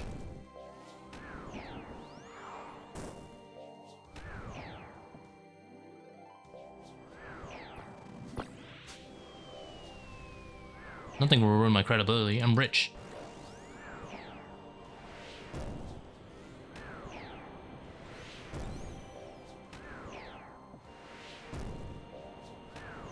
Shadow better than bow? No. But you can look at the video description if you want to see why I'm shadowing it anyway. Ah, misclicked. I didn't mean to run that far. I meant to stop myself.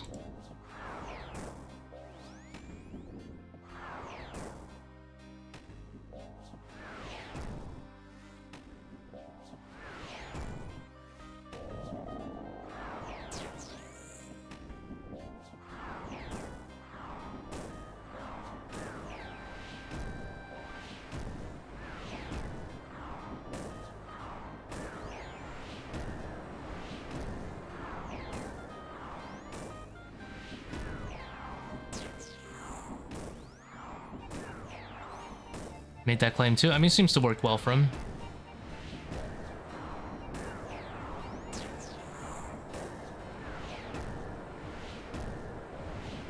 Is he in jail yet? I don't think so, right? I think he's been dodging it pretty well.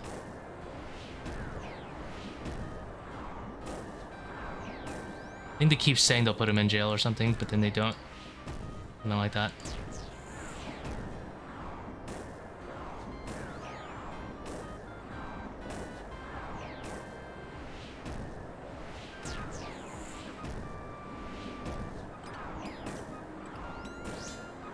This is like the 10th time he's been convicted? What does convicted mean to him?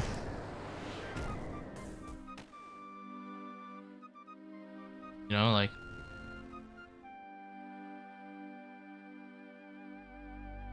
Also, I have a lot of... You don't understand how many times I went to Kephri and just like died a billion times trying to learn it. Trying to learn like new methods. So I can say that's one of the reasons I have like a terrible KDA there.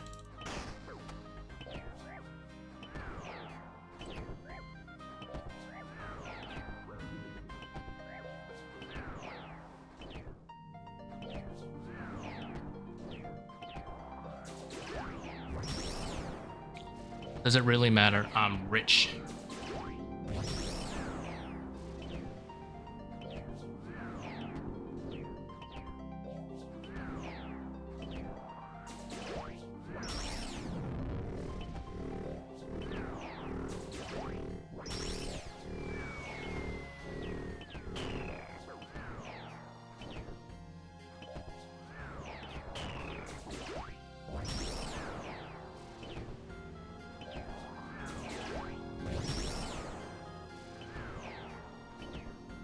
Noodle.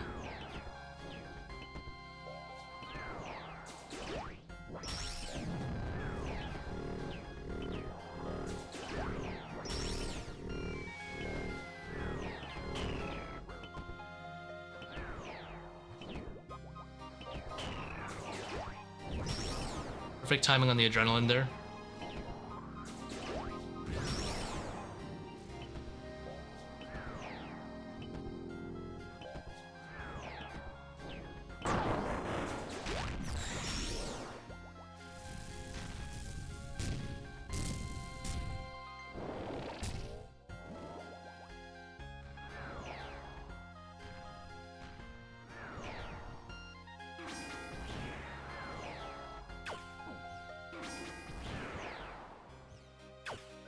I don't have my trusty SGS.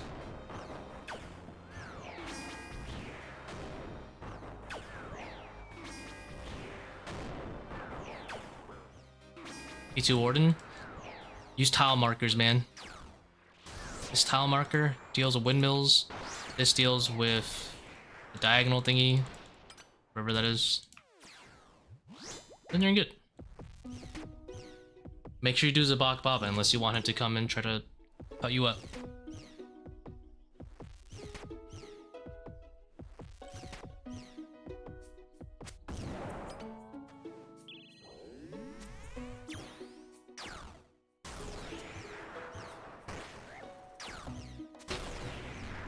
See this? You just stand here. Oh. Throws prison at you, you just move it somewhere here. This is the fun zone. Fun zone's over. Get ready for windmill / bombs. Oh, windmill. You stand on this tile. And then, boom, it passes, you just move left. Done. Very engaging. Wow. So difficult.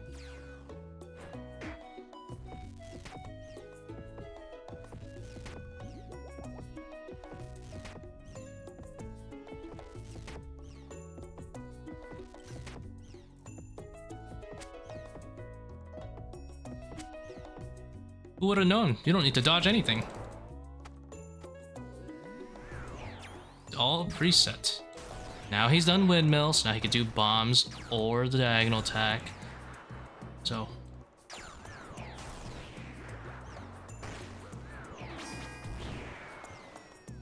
Bombs you just stand close to. Cardinally.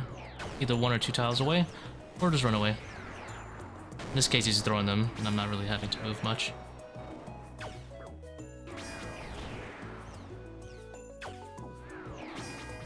Webweaver instead of Tbow. Oh, it's so bad. I've tried it. I didn't need to calc it. I tried it for a whole phase. It's the worst thing I've ever experienced in my life.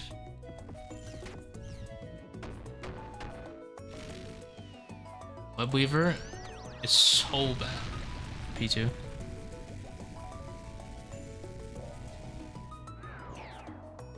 Yeah.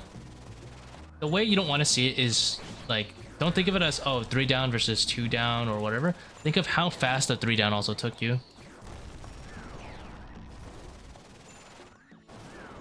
Like, if the 3 down took you, like, an extra, like, literally the last hit, right?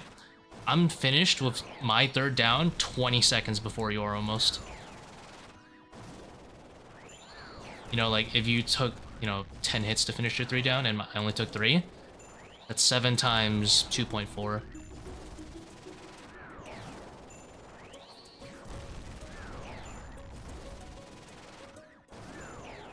I would say always bring the DDS, unless you're doing an overly draining raid. You can bring the rapier too, or whatever your, or Void Waker, whatever, obviously. But if you can do bring a Void Waker, you can kind of save some time back by, you know, using that spec on Warden, but overall, you'd probably be at a loss time. It used to be not worth. I don't know, it's lacking consistency was the problem. I want to bring it for Zebak, but, you know, like, my range switches are terrible right now. I don't think it's worth for me. I would have to flick a lot to make it work. I don't want to flick a Baba.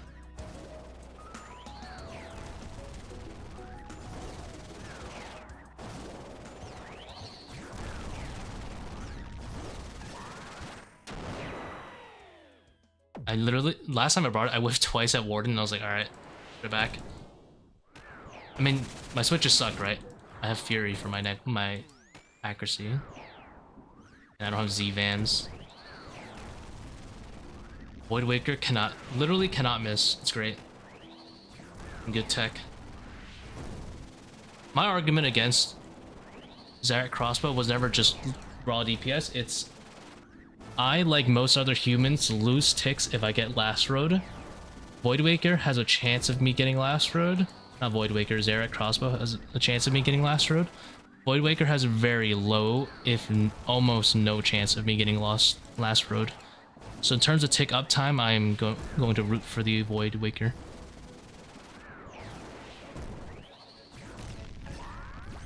Unless you have a clip of yourself, you know, losing no ticks at last row for like a whole minute straight, then.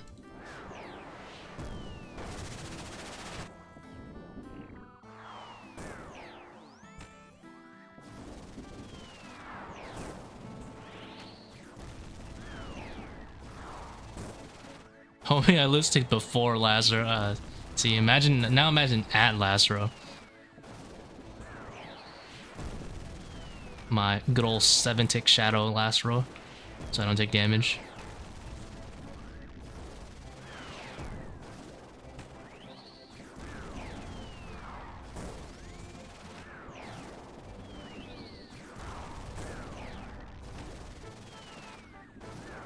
So when I do my master close, I'm hoping someone tries to kill me. I will not try to insta TP. I will actually take the fight. I'm a psychopath clue hunter. I bring Venge, Voidwaker, and Claws into the wildy. And I look like just like, you know, your innocent, like, D-hide, blowpipe clue killer.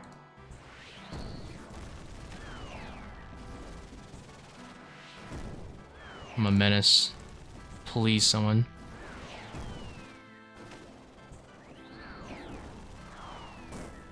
But no one ever... But as usual, no one ever goes into wildy. No one's in there.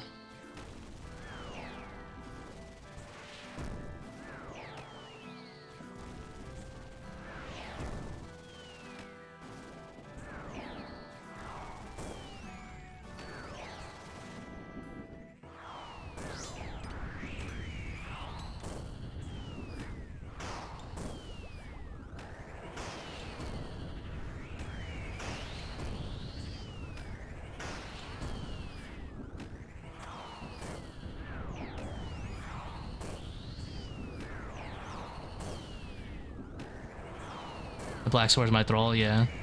Use better NPC highlights to hide it.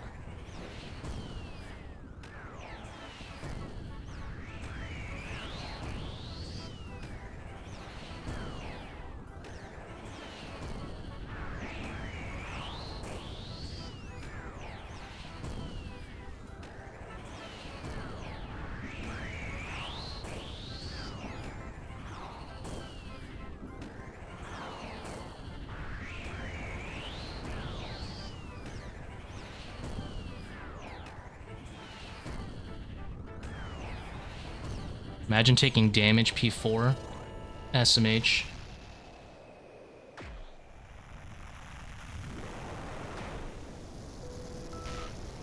Please? Terrible game. We DC for this. We did get an elite clue scroll though.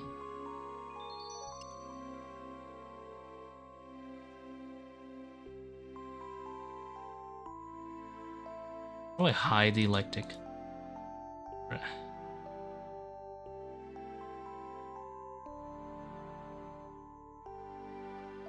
Never purple. Look, we instinctively walk to the wipe chest. Purple chance for 525 is 1 in 6, pretty much.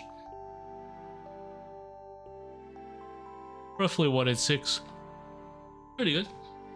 Decent, if I say so myself.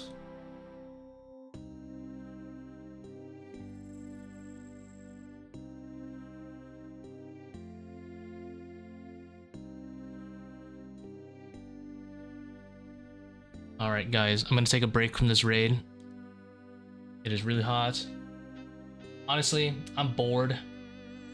Like everyone else, this raid bores the shit out of me, so I will maybe stream again later, depending if I'm motivated. I don't know. Thank you for tuning in. See you guys later.